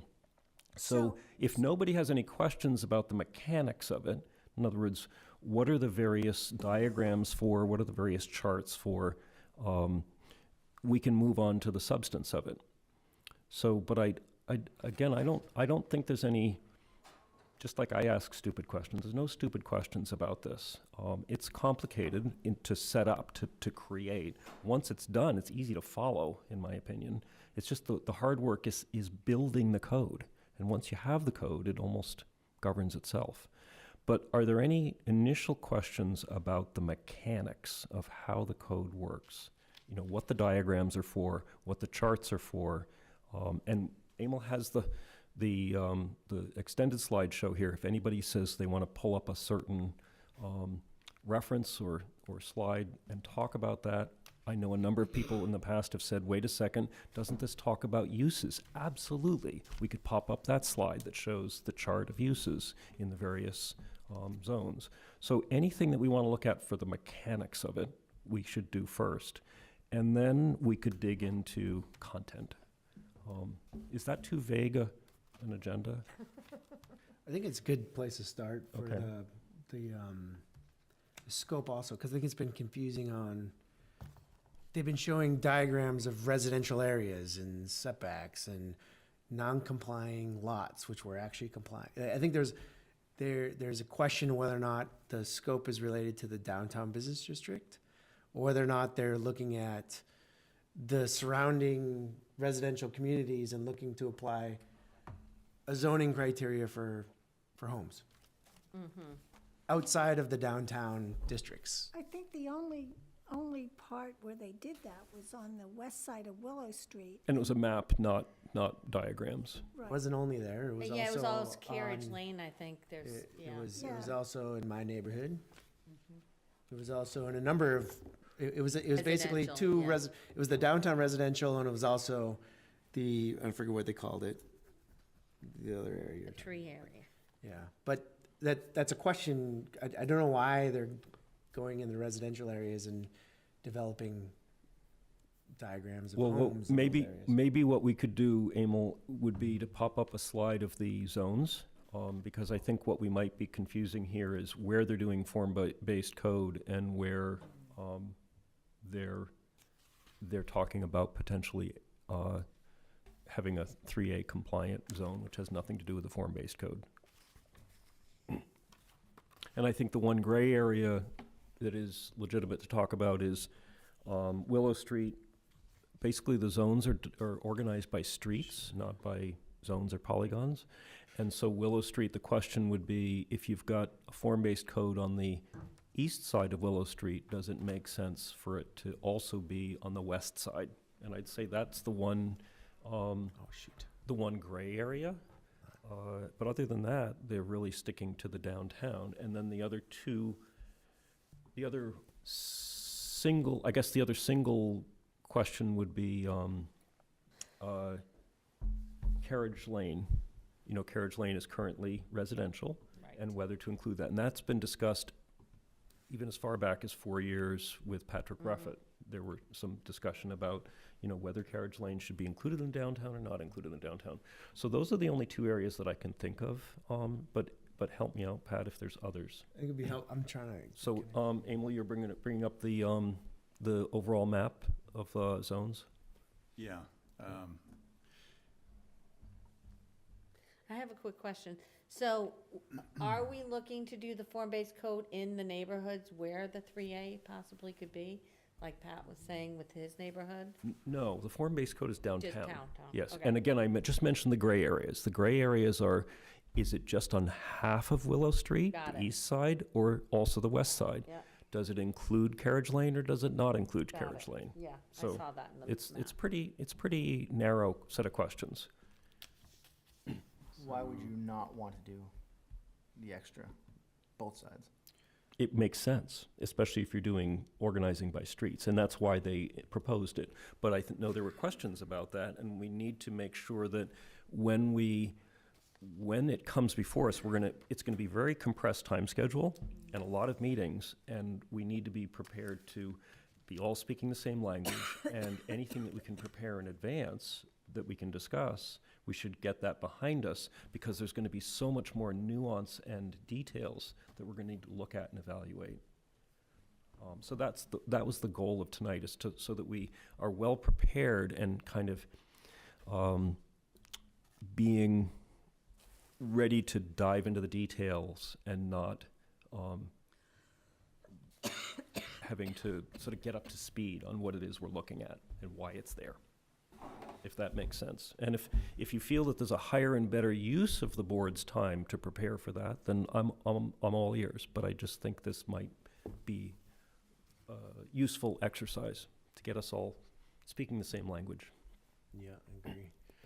And again, I think there's a lot of opportunity downtown. I just didn't want it to be confused with trying to apply zoning to residential homes in certain areas. Well, let's, so Emil, I mean, I have, So I lost the share. a lot of it, but the areas I'm also talking about, you know, they did a bunch of zoning and diagrams. That's not form-based code. Well, this is what they're talking about, though. They showed. Okay, here we go here. Well, this is the latest map. It's in flux, but from UTIL. And the heavy black line is the area we're not going to talk about.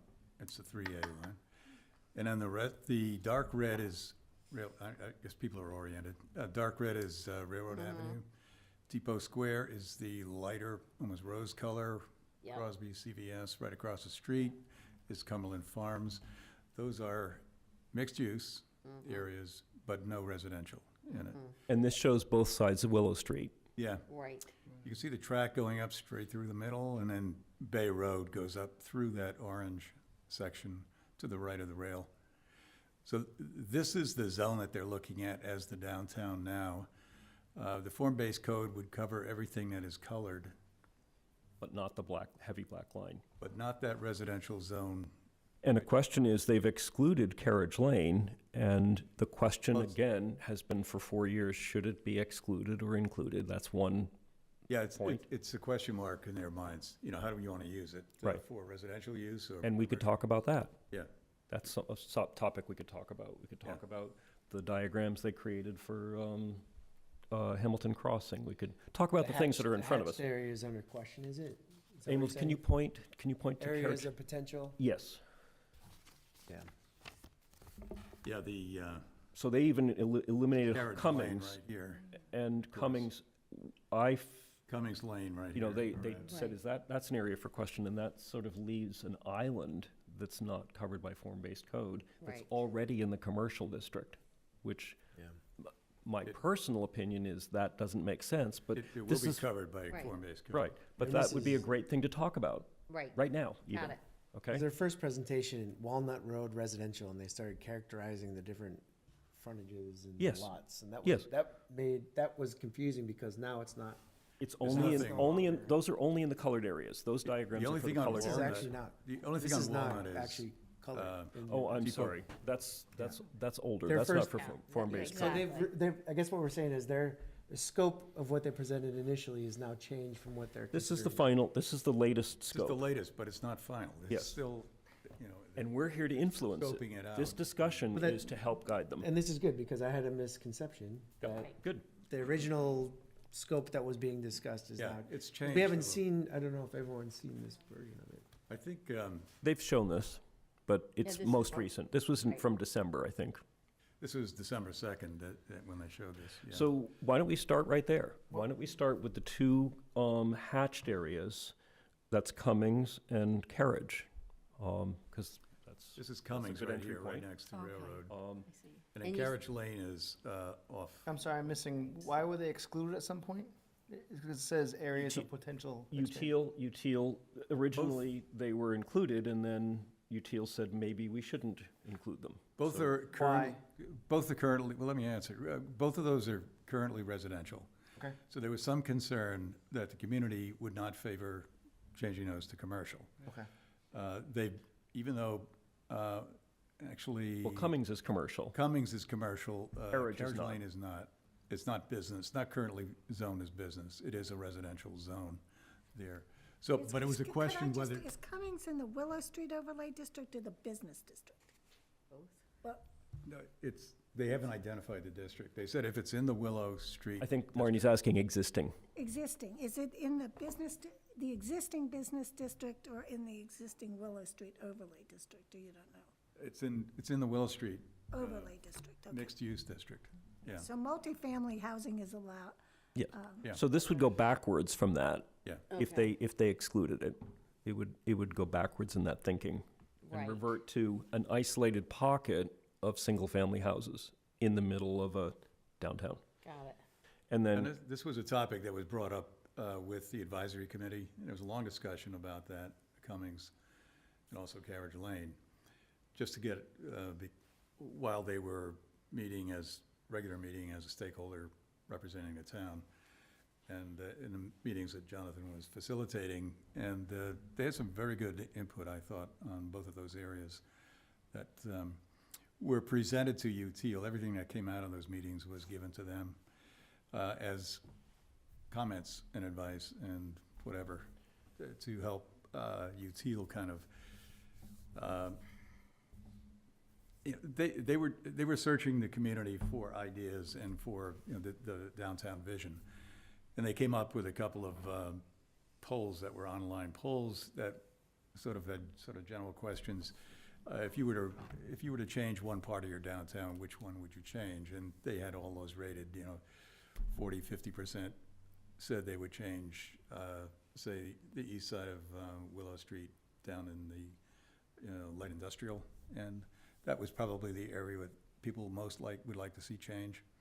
so I'd say an observation from about UTIL's work so far is they put probably more weight on the polls than they did necessarily Yeah. on planning principles. Yeah. So, for example, that's how we got Cummings Avenue isolated as a pocket not to be included in form-based code, to revert back to single-family housing and kind of to go backwards from what it's currently zoned as right now. So It we will as be the planning form-based board, code. It won't be, what's that? it will be form-based code, not as a residential zone. It could stay residential, but if that's the way it's coded. Well, but they say of areas of potential form-based code expansion. They're not confident it's in. Maybe it's in, maybe it's out. So, but the point here is that the planning board could look at this from a planning logic point of view, big picture. What's the best, Yeah. the best, highest and best use of this thinking for the town?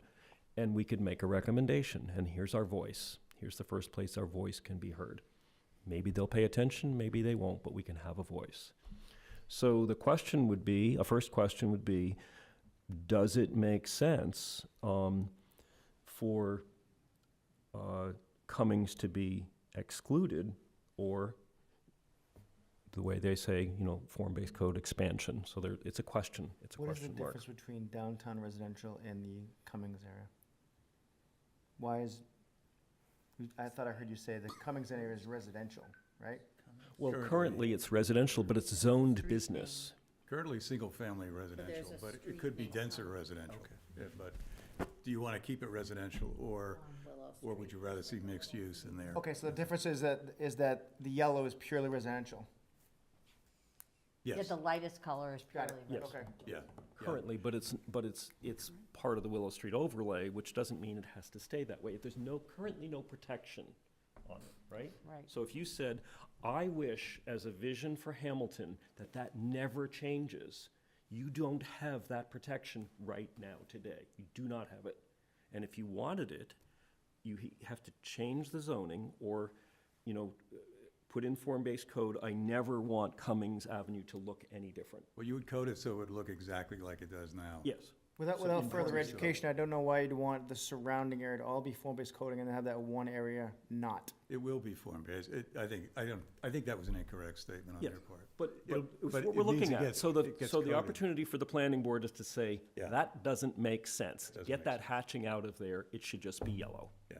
So there's, Doesn't make sense. can we make that point one? Can we make a? Yes, Yeah. it does. can we have Cumming- on consensus? Cummings, yeah. Point one, we have a voice. It's have already a business. It's already business. What, look at Jonathan, you're that. so good at Agreed on getting something? us.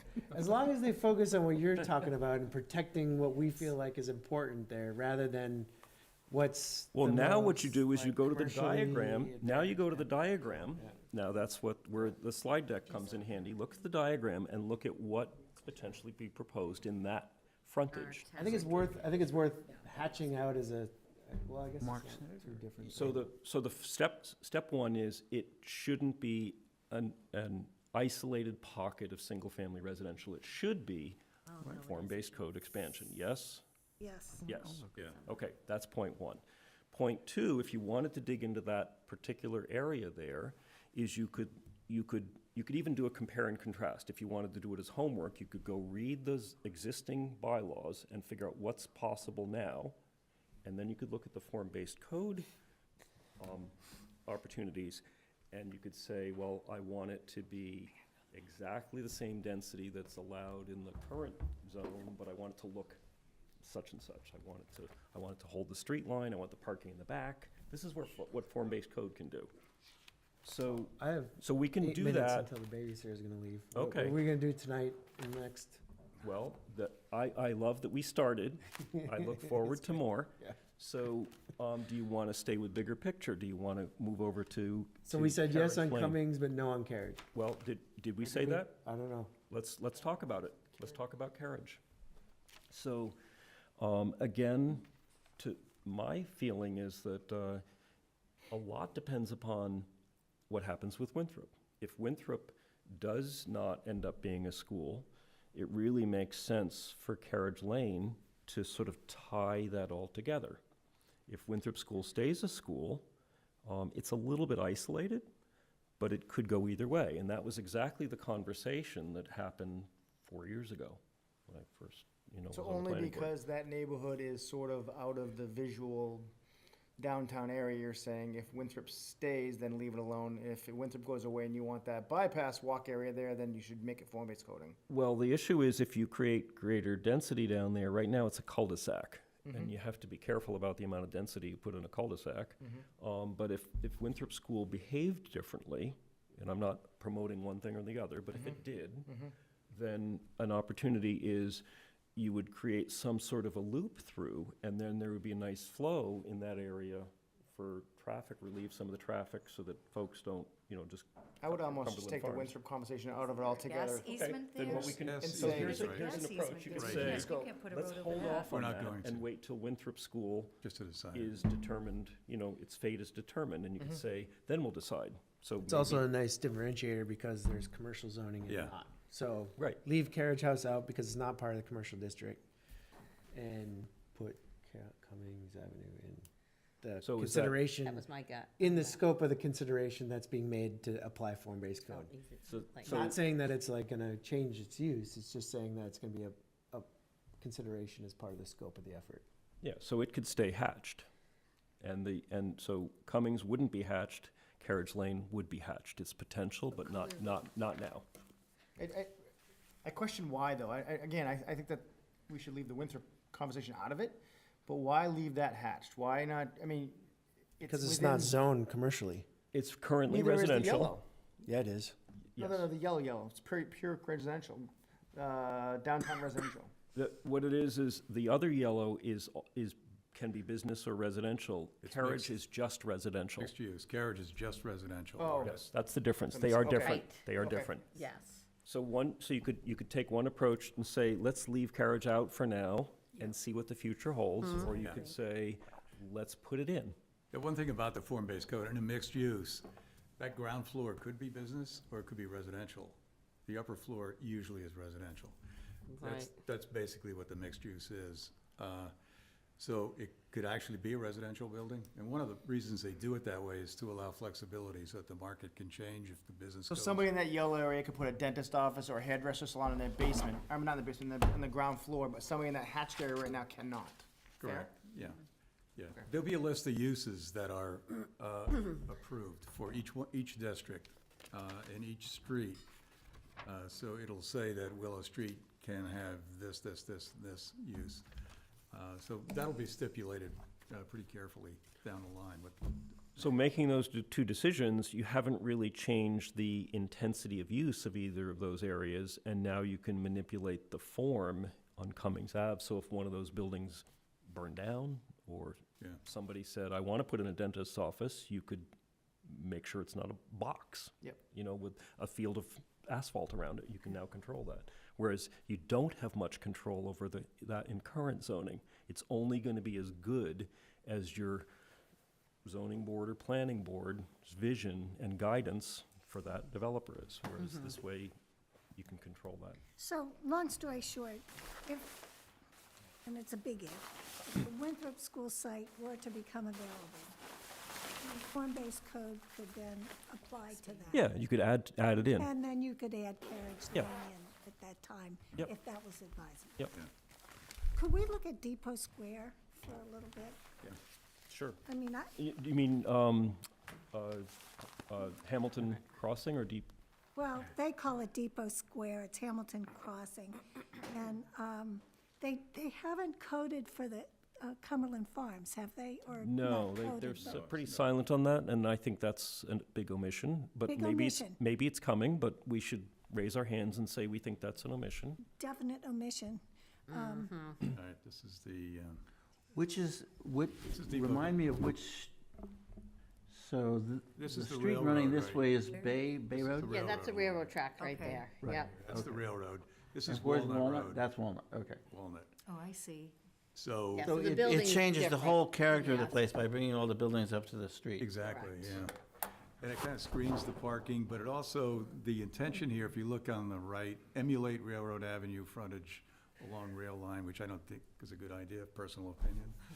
I would eliminate all these buildings. No, yeah, I think But- that the buildings along the railroad But track. along Walnut Road, I think there's some value to There's that. value. And they don't have to be attached, they could be more like Could be Railroad Avenue separate. character. Yeah, one comment from the advisory committee was, well, that's not I mean, Hamilton. the problem, But you have a lot of houses right along the railroad track. That's not actually a very nice place to live. No, no, it's that's not all, a nice place That's to work. commercial. that's all commercial. Or work. Yeah. There are no residential in Yeah, there. no, I Not a think nice place to go to work. Yeah. that's a non-starter. And I think as a practical matter, I don't see a developer signing up to build there either. I think one of the concept was, if you look on number 2, encourage pedestrian through connections in alignment with railroad avenues. In other words, right here. If you look at this, this goes right in front of, between Talbot's and Community Package, right there, and it's sort of aligned roughly with Railroad Avenue. Yeah, So the idea was to continue that connection, so you could actually walk from Railroad into this complex through these buildings right here. So it's like a gateway. That path exists today, though, does it Yes, not? but the- Yes, there now. But it fails in that there's no good wayfinding. Where's I've the told other the story before. I have an employee who was outside the pharmacy on Railroad Avenue and wanted to go over to CVS, Railroad. couldn't see how to get there, so drove to North Beverly and spent her money there. It was a wayfinding issue. Okay. If you know it's there, that's great, but she was from out of town, so she went somewhere else and spent her money. Understood. We can avoid that. Yep. Just make it clear that you can go across there, make it inviting, make it pedestrian friendly.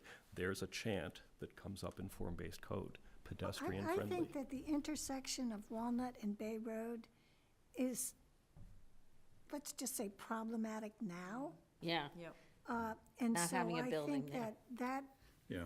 intersection, the sightlines have to really be considered there. yeah, I And think I you're think right. that there has to be coding, This one's a bit much. yeah. coding for the Cumberland Farm site. And, you know, depending on how that would work out, I mean, it would seem to me that having like little parklets there would be very nice. Well, what's interesting about what the comments have just been for the last 5 minutes is kind of looking at the blocks more in their entirety.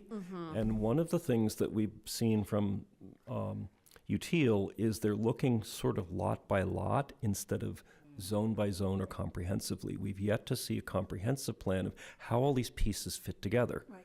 So maybe a comment right now that we're noticing is, wouldn't it be nice to see a little bit more comprehensive connectivity in the thinking and the coding here? Would that be a reasonable comment to include in our minutes? Yeah, it was in the RFQ and in their response, their list of tasks, they were gonna identify 3 to 4 areas within the downtown and to do studies on each of them, at least 3 different studies of different ways in order to compare them, show it to the town and get some decisions. But that wouldn't be a lot, it would be an area, It a would be an region. area. It'd be a It would region. an area like Railroad Avenue. And it would include crossings and intersections and relationships across the Yeah. street from each other. Yeah, the one That's thing what's that, missing in these diagrams. yeah, exactly.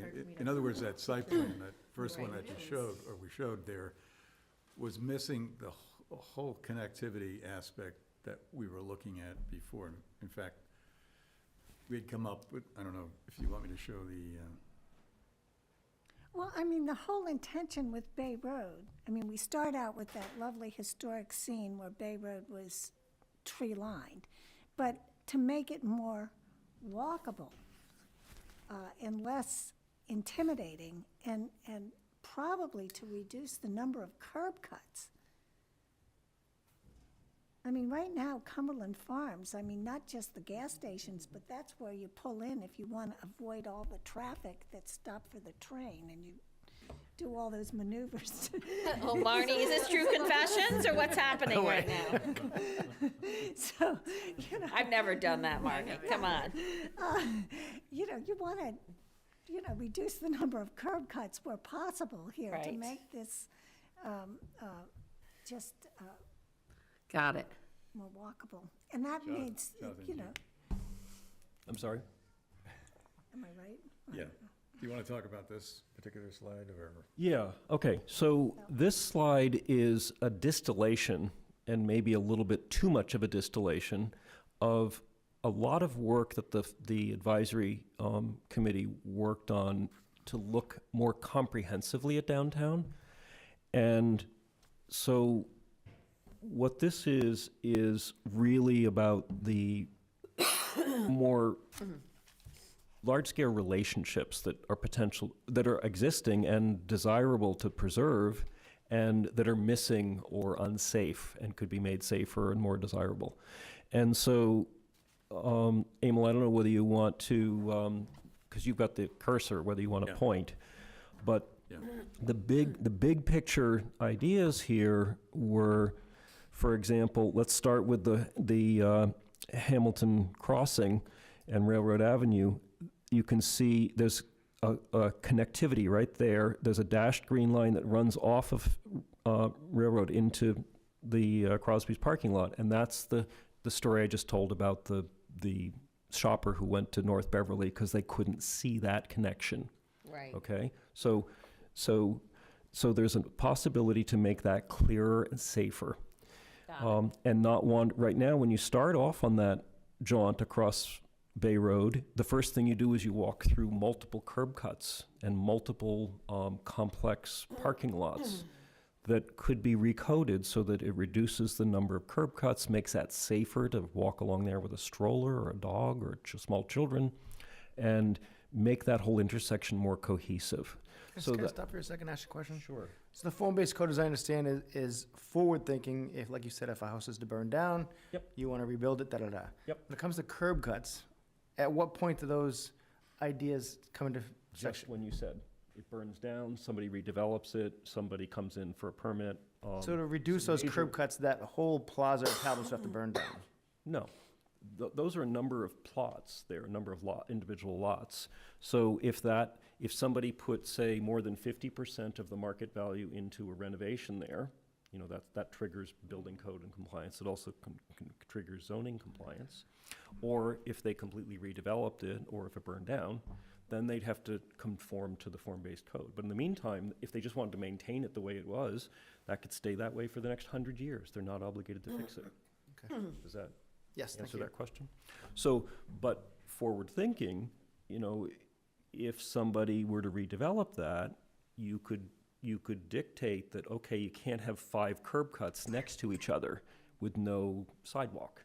And you can't have cars backing out into those sidewalks, and you need to have the parking beside the building or behind the building, not in front of the building, backing across the sidewalk into Bay Road, which is exactly what's happening right there. And I don't mean to pick on those properties. Those kinds of things are happening everywhere, and it happens from unintentional incremental changes. Nobody intends to create those situations. It's from lack of cohesive vision, and that's what form-based code can combat. But it's a long game. It doesn't happen right away. We're not opening floodgates for change.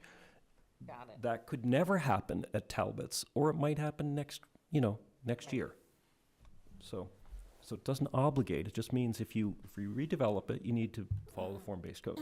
So that's one area of connectivity. Another area of connectivity Emil has his cursor on, and that's the intersection where the railroad crosses. That's a very complex and chaotic traffic-wise and pedestrian-wise connection.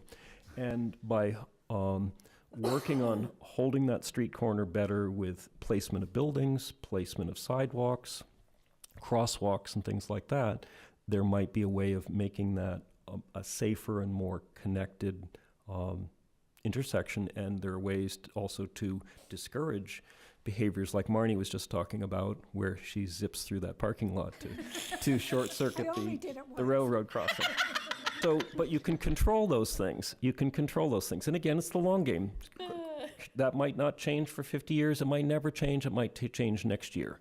It's when it gets redeveloped, you can rethink it. So the green hatching, big loop, that's an existing greenway. But for example, at the entrance to that greenway, you don't even know it's there unless you're local. Right. And it doesn't connect to anything. It just dumps you out into some meters and a berm in the Cumberland Farms parking lot, right? So you could control that. You could say, no, that if you redevelop that lot, you need to build a sidewalk that's contiguous with that right of way, and then it could loop, around by the public safety building or by the school if the school was, used differently, and then take you over to Patton Park. So, Right. and the same thing along Bay Road. There could be a cohesive greenway along Bay Road that gets you from, the downtown business district, Railroad Avenue, and the Crosby's area, in a pleasant and safe way up to Good. Patton Park. So But those were some of the comprehensive thinking that the advisory committee went through and diagrammed, and this is, again, a distillation of that, but it's not yet reflected in any of the individual coding or a comprehensive plan. Yeah, or you can't discern this concept by looking at the drawings they've already done. Exactly. So they don't have it yet, but this concept was to bring Bay Road back to a scenic corridor.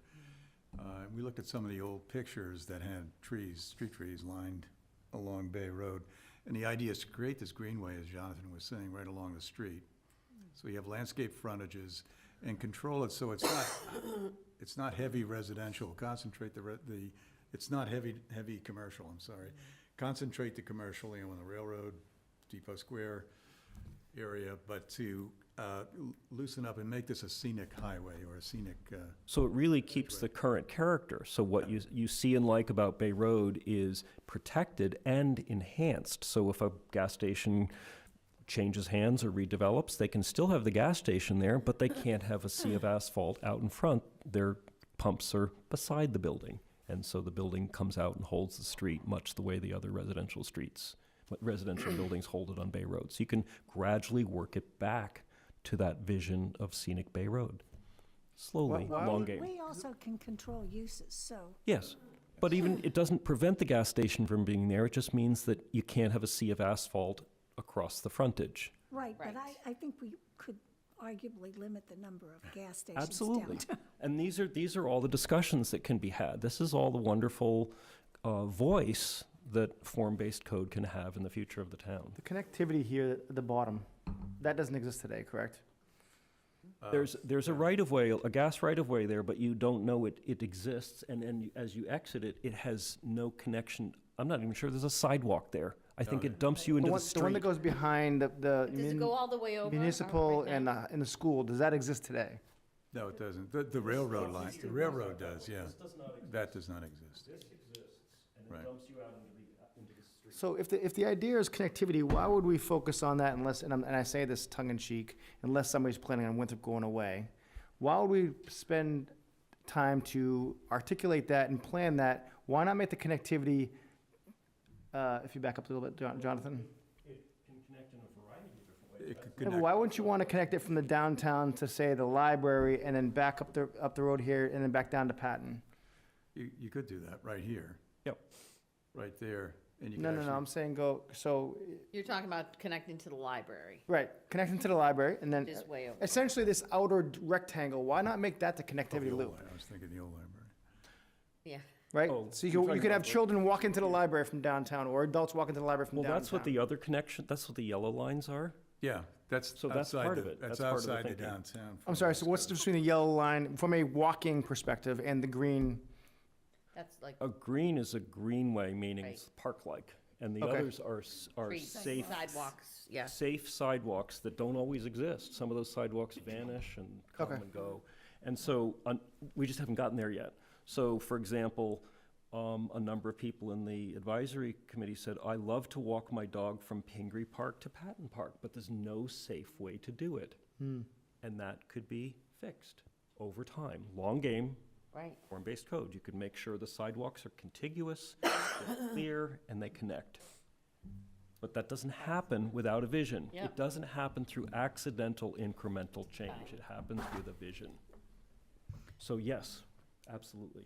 Well, do you all think that we should continue this discussion at our next meeting? Yes. I really think that we're making progress, and can I just commend us? We were pretty civil overall in our discussions this evening, all things considered. Well, and what I really appreciate, I do appreciate that I see in Hamilton that I don't necessarily see in other towns, is we really embrace conversation and debate and discussion. So I just want to say that because I think it's important. I saw it last night at the select board. They're very generous with letting us speak, Yeah. and even if we had the timer, some people went over and they were, By a we mile. worked with it. Yeah, exactly. But it was, sometimes it's very rigid and they don't really want to hear. So I just want to I do appreciate that as well. Select board, there was a lot of passion, a lot of disagreement, but they allowed that conversation to continue, so that's very much I appreciated. feel, same here. You don't see that in Wenham, I'll say it right out. You don't see it in Wenham, they're very closed-minded when it talk to an open conversation. And what's disappointing, I just learned this recently, the school doesn't do that at all, zero. And I realized, and I heard recently it's because it's a business meeting, they don't have to do that. I get it, okay, fine, it's a business meeting, but how do you think that makes your residents that go to your school feel? When you're not allowing a voice to be heard? What they say is, at the beginning of a meeting, we're here to listen, but we're not gonna respond. Go ahead. And then they blatantly just shut their mind off to you. So Marnie, you're doing a great job letting discussion happen. So can I just offer up an idea? Sure. So what if we re-share this big slide deck of the latest work of Util with the planning board, and for homework, everybody goes home with this fresh perspective and start looking at it, look at it critically, look at it creatively, look at it big picture-wise, but try to separate the 3A out of it and see if we can get to some good conversation other Yeah, thing so about Jonathan, form-based code. last time we talked about this, that was the idea, and what we, I'm just gonna say this, personally, I'm not a fan of 3A at all.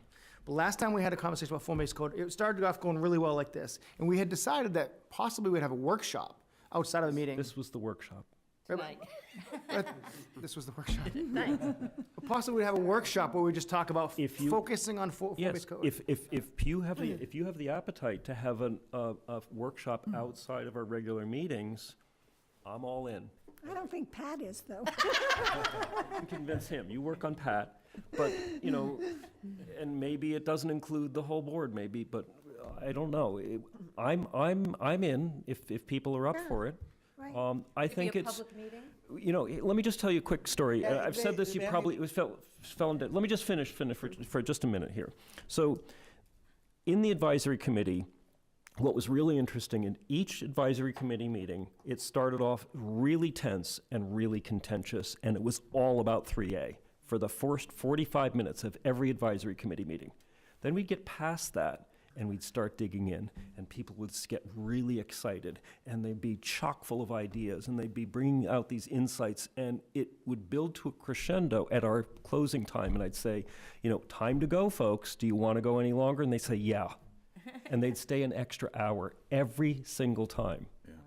So Anybody we wanna could stay do an that. extra hour? We could do that. But we have, but we need to get focused quicker, right? And it might be that we do it, you know, outside of our meetings, if we want to speed things along. This stuff is bearing down on us, and if we Right. want to be successful in this, we need to I think a get, lot of us have said from the beginning that we all support form-based code. Where we get stuck is 3A, the Right. way it gets The intertwined. whole town gets stuck on 3A. Right. Yeah. You know, there are very few, well, we got a letter from someone who was supportive. I would like to, yeah, Bill, you were going to say I would something. like Go to ahead. link this to 3A, actually, which is that if you ask most people in town what they think 3A is, they go, 15 units per acre is horrible, it's gonna be apartment Yeah. buildings. And I mean, that's what people think. But in fact, 15 units per acre, if it's 1,000 square feet per unit, Yeah. is only an FAR of 0.3, which is a lot coverage of only 0.6, 1/6, 0.15. And so I look at any of these pictures, go back to, you know, Depot Square, if I look at any of those pictures, they're actually less dense in terms of structural square feet than you'd be required for 3A. Yeah. Right? So, the real thing is you could, if all those buildings are apartment buildings, that meets the 15 units per acre, 3A requirement. Yeah. And so, I agree with you, Joe. 3A is only onerous, I think, in terms of the overall Number. number. If you think about it, it's not going to change the character of downtown beyond anything that's planned here. I think if the bylaw was the bylaw. Square feet, you know, relative to land. And so qualitatively, I don't think it's actually very hard for the town to absorb. Quantitatively, it's all about quantitative. How do you handle 750 units? Right. I think if the bylaw was the bylaw, the town might have accepted a little more reasonable size, right? And whatever that was, we could determine, right? A reasonable size. Yeah, you can build things that look exactly like this and more than fulfill the 15 units per acre. Well, that's one thing that we didn't talk about, but like in the, what they call Depot Square in Cumberland Farms, I think is a practical matter, you know, thinking of that as mixed commercial and residential apartments on the upper floors. It would allow at some point to be fully commercial, but it gives some flexibility. I mean, Right. I wouldn't want to see the exclusion of residential if there was We could talk about that next time, too. commercial development there, because I don't know that we would have business expansion over the years. Right. We can talk to about that next fill time, and that that can be a piece of advice to Util, that we don't, Business it doesn't need to expansion be. in Hamilton is DOA. So all these things are on the table to discuss. So the question is, do you want to have a separate workshop that's separate from our regular meetings? I think Marnie had a question on that. Is it? Well, I was going to ask Mark as to our future agendas, because we have done our work on the bylaws. We're just waiting on the select board. So our, So the next meeting would be potentially open. so our next meeting on the 18th would be open. The virtual meeting won't work, and it may be, depending on when our public hearings are, that we might not have enough, the virtual meeting might not be necessary. Is that a fair Well, what statement? date was the virtual meeting? The virtual meeting is The the 25th. February 25th. I think you're gonna lose a good amount of the board on the 18th that's a school vacation. Now, it may not matter to everybody here, but I think there's some people who are leaving go away on that school week. It's a vacation week. Right. I won't be here, Pat won't be here. I don't know who else has kids Anybody or else? anybody else going away, but I'm just saying that might be a bad, I would like to participate in a workshop. Form-based code sounds like a good idea, how we structure that. So I'm not sure, and again, the board doesn't have to do by any of our schedules, but I won't be here, Pat won't be here, I'm not sure if anybody else won't be here. And then the other piece is, how does that fit with open meeting, and does it have to be televised, and, And does it have to be posted? right? Yes, it does. Yeah, if it's a Workshops do, workshop, yeah. yeah. Yep. They do. So even if, the real But if we- issues are, where do we have it? But would it have to be televised? So if it didn't have to be televised, it works much better in person than Yeah, Zoom. yeah. It really has to be in person. Has to be in person. It has to be in person, and could we record it instead of televising it? I don't know. I don't know. But So so Mark if, could we just do it on the 25th? Oh, that's virtual. okay. That's a Could we Zoom. do it on, the 18th, you guys, yeah, okay. Because, so for Alright. example, the way we did the workshops for the advisory committee was we got space in the Council on Aging, and we Right. recorded it. I could look into that. Yeah, that's our problem. I mean, if Yeah, we had but- the but we could- memorial room on a Saturday, it'd be easy. Yeah, Right. it would. But it really makes a big difference for it to be in person. Oh, it has to Yeah. be in person. And the most awesome thing is if you can sit around a table Yeah. with The big drawings. maps in front of you and draw all over them and point and get Right. up and ask, and it gets really animated Is there any And- reason it and- couldn't be March 4th? collaborative very quickly. Is there any reason it couldn't be March 4th? I know it's pushing out a couple weeks, but Is March 4th, is that the next meeting? it's the first March meeting, yeah. Okay. It's tough to get this room. I could, We don't have the room for March 4th, or we do? yeah, I'm trying to schedule the zoning public hearing. That was literally the only date I could get was the 12th I think March 12th is the only meeting in, am I right? March, yeah. Only, So only meeting in March, yeah. it could be a different location, but I don't think I could get this room. Got it. That's not us, that's Finance and Advisory Committee, isn't it? So I'm sorry, you're saying that the scheduled meetings we have on the calendar right now are just only Zoom? The 25th is Zoom if we have it, and the 18th, if we have it, would be in person. March 4th. He said there's a March 4th one on the calendar? There is a March 4th Planning Board meeting. That was rescheduled to the That was following week, rescheduled. so I think Oh, So Marnie, do you want to take a moment for any public comment? yeah, he's been very patient. Yes. Thank you.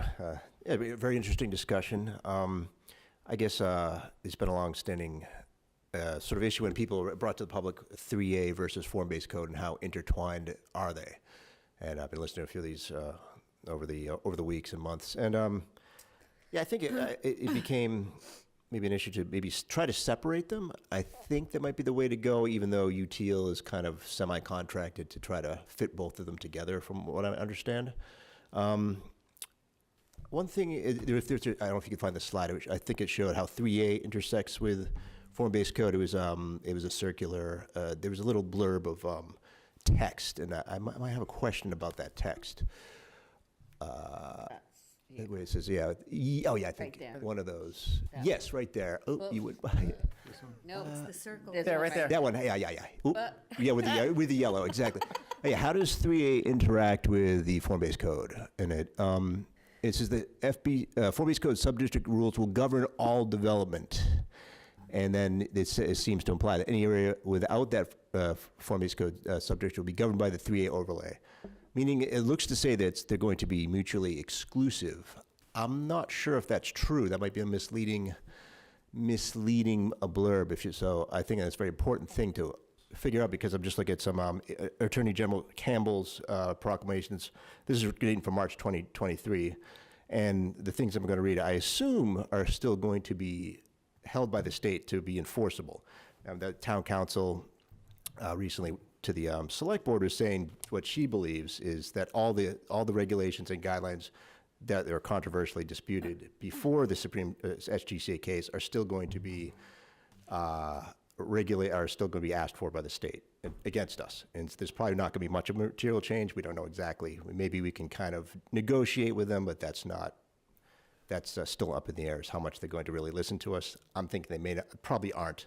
I think they want those 750 units somewhere in town. So I don't think you can use form-based code to sell it to the public in any way as mitigating the unit numbers. And correct me if I'm wrong, Marnie, but you said there was height restrictions in town and certain zoning things where they cannot build above or go beyond. And you said there's a lot of areas in town where you can't build. There's steep grades and wetlands. Well, if the state says, well, we don't care about your steep grades, we don't care about your wetlands, if you have any buildable space, you have to zone it for the unit numbers. They can blow away our restrictions. A.G. Campbell writes, MBTA communities that fail, this is from the advisory, March 2023, A.G. Campbell, advisory concerning enforcement of the MBTA community zoning law. MBTA communities that fail to comply with the law's requirements also risk liability under federal and state fair housing laws. The Massachusetts Anti-Discrimination Law and Federal Fair Housing Act prohibit towns and cities from using their zoning power for a discriminatory purpose or with discriminatory effect. An MBTA community may violate these laws if, for example, its zoning restrictions have the effect of unfairly limiting housing opportunities for families with children, individuals who receive housing subsidies, people of color, people with disabilities, or other protected groups. So that's a magical key that could blow away any height restrictions, any kind of things. It sounds like it to me. No. and- Emil, do you want to answer that? Do you want me to answer it? Well, give a shot at it. But Okay. I think So- that So that's been metrics that we have in town still apply. Yeah, so that's been brought up a number of times with UTL, it's been brought up a number of times in this board and whatnot. And form-based code isn't there to say, okay, we're going to make it much less dense and we can shield ourselves from the 15, the 15 per acre. That's not what it's for. But what Bill just eloquently said is a lot of the downtown already basically complies with 3A, just by accident. Yeah. Okay? So what the form-based code does is it takes those areas that already more or less comply in density, but keeps them from the worst fear. People's worst fear is big blocks of buildings and big unpleasant building masses that don't fit the downtown. Well, the intensity of use is already there, but what's not there is a protection for the shape and form of it. So if the form-based code doesn't undo the density that's already allowed there, the way it almost did on Cummings, right? But we can fix that. Then form-based code does comply with 3A, but not because you compromised what you're after downtown. It just happens to coincide. You can build lots of really quaint, cute little houses attached or separated. That fit the They density. just have to be rental apartments.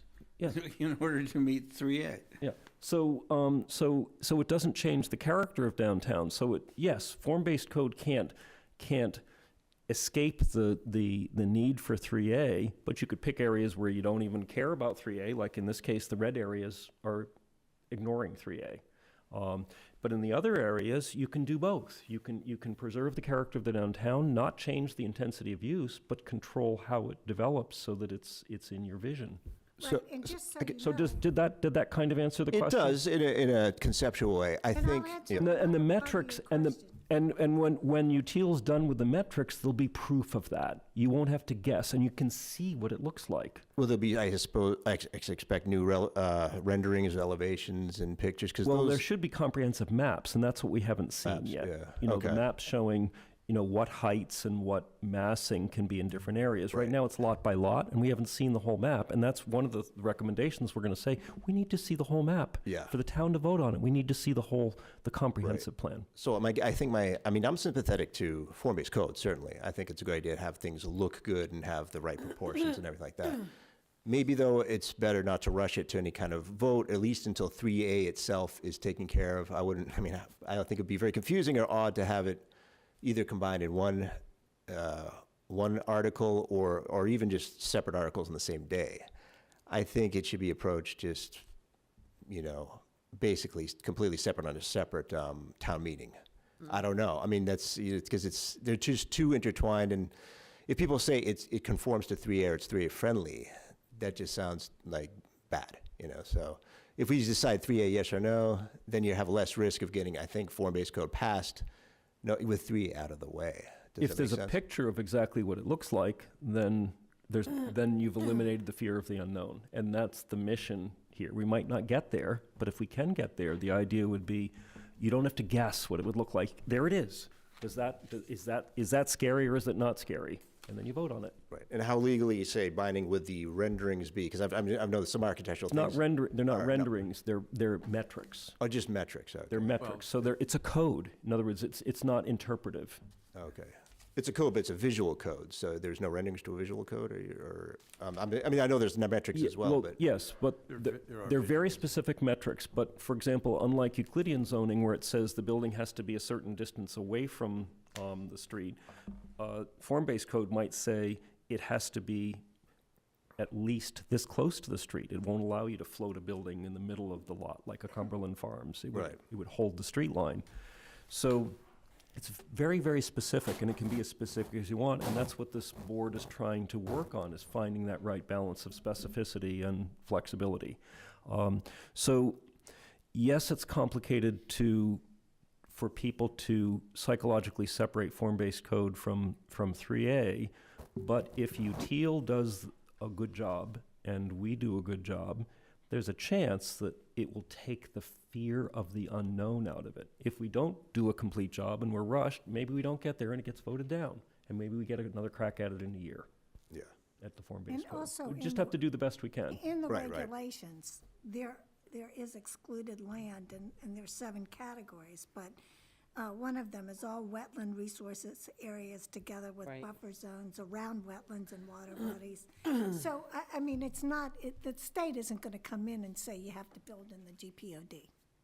I mean, that's Could you- state- recognition, protected open space and recreational land that is legally protected in perpetuity. So there's some recognition here that you can't just build anywhere in town. full stop. Right, yeah, my fear is that they would exclude those areas, but then hyper-build in anywhere that you could build something, Well, that's the mission, is to manage that, is Yeah. to figure out how to do it so that it's not damaging to the town. And that's what we need to just talk about and get to. And even though you have a 3A zone, there's still very little vacant land anywhere within the downtown area.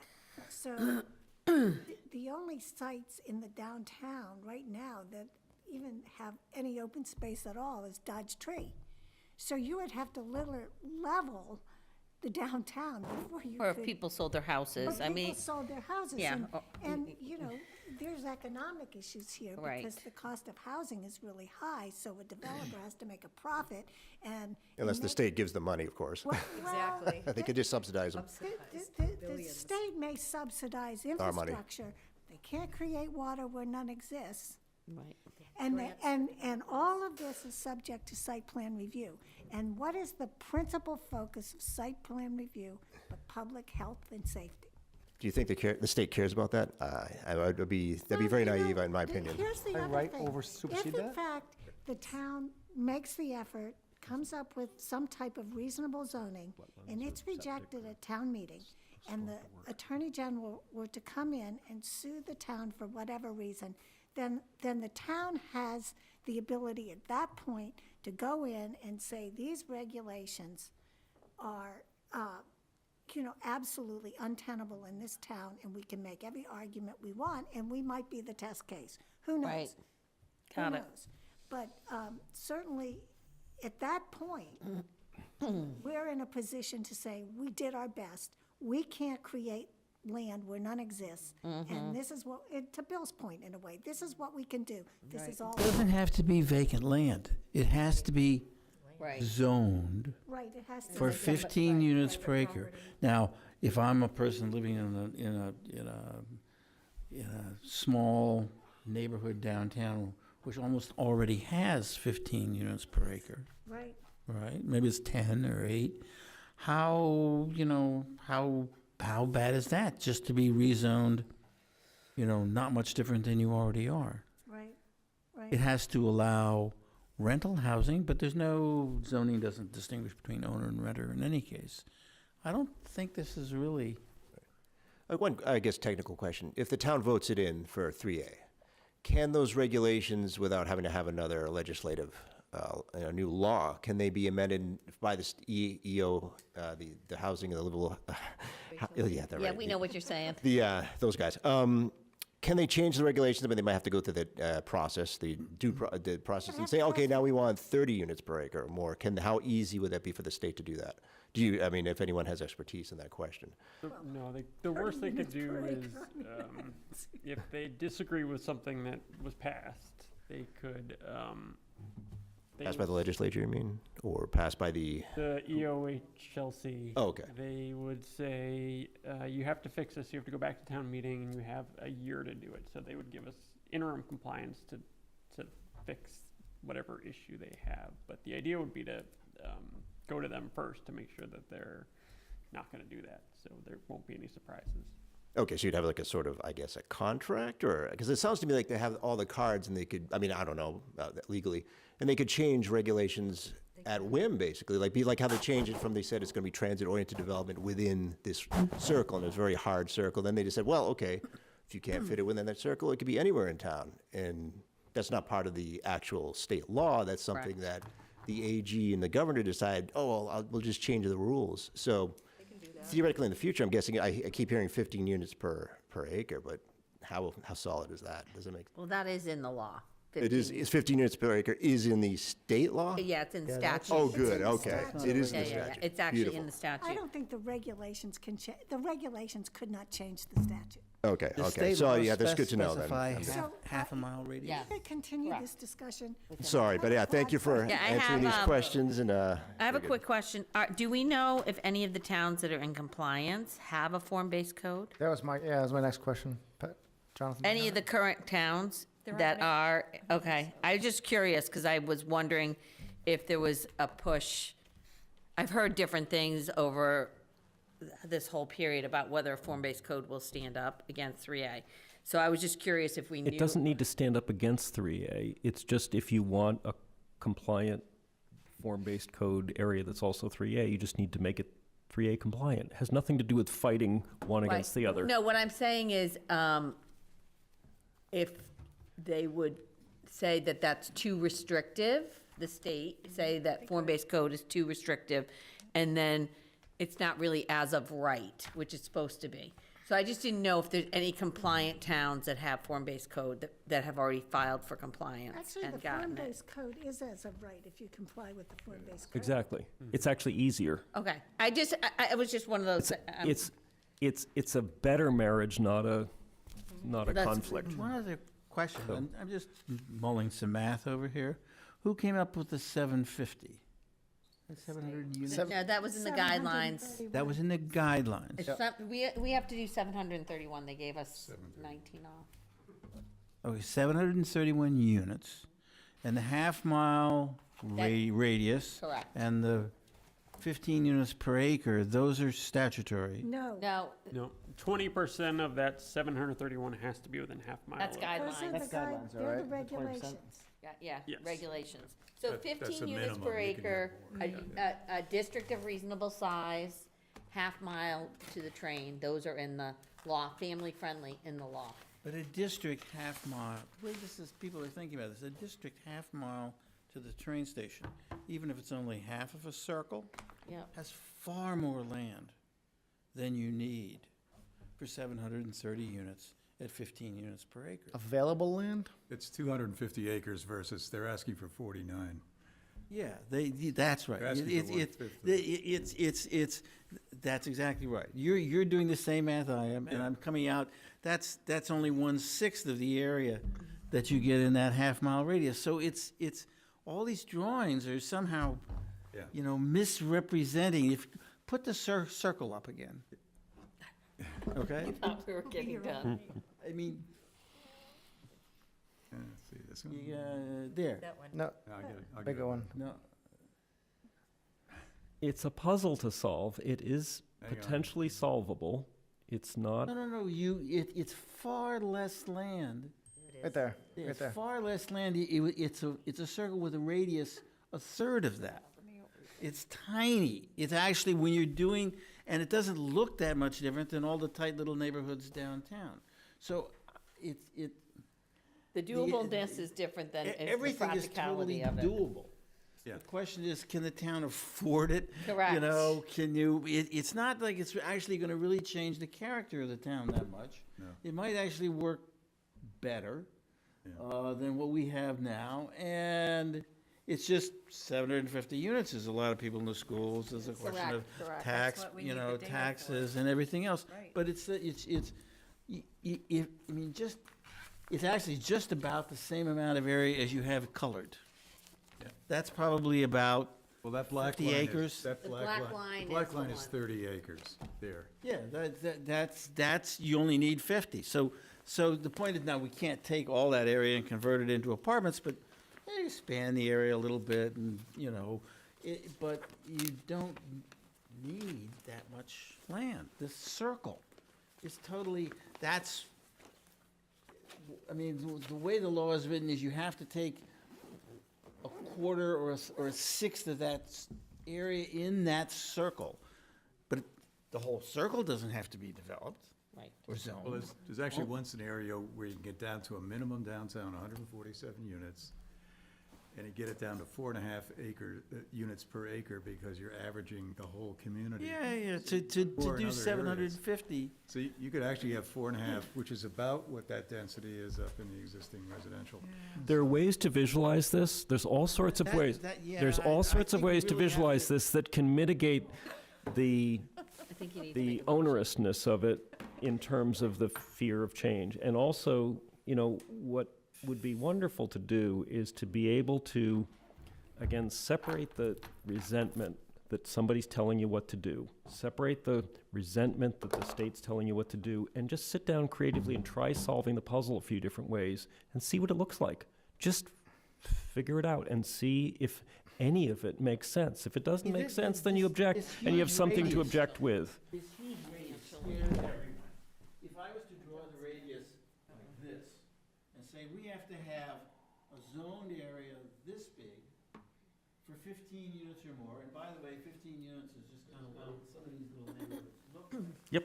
Why would anybody complain? I think it goes to your earlier point, though, it's quantitative. It's not. Yeah, well, it's the financial. It's a 768. Now, you could The say, water, that's right. all the things. Water, So- sewer, financial. Correct. But Those again, are you the don't have to things build that it. are- You don't have to build it, you just have to Aesthetics. zone for it. No, You just I have to think, zone you- for I it. think we're in agreement on that. Disappear.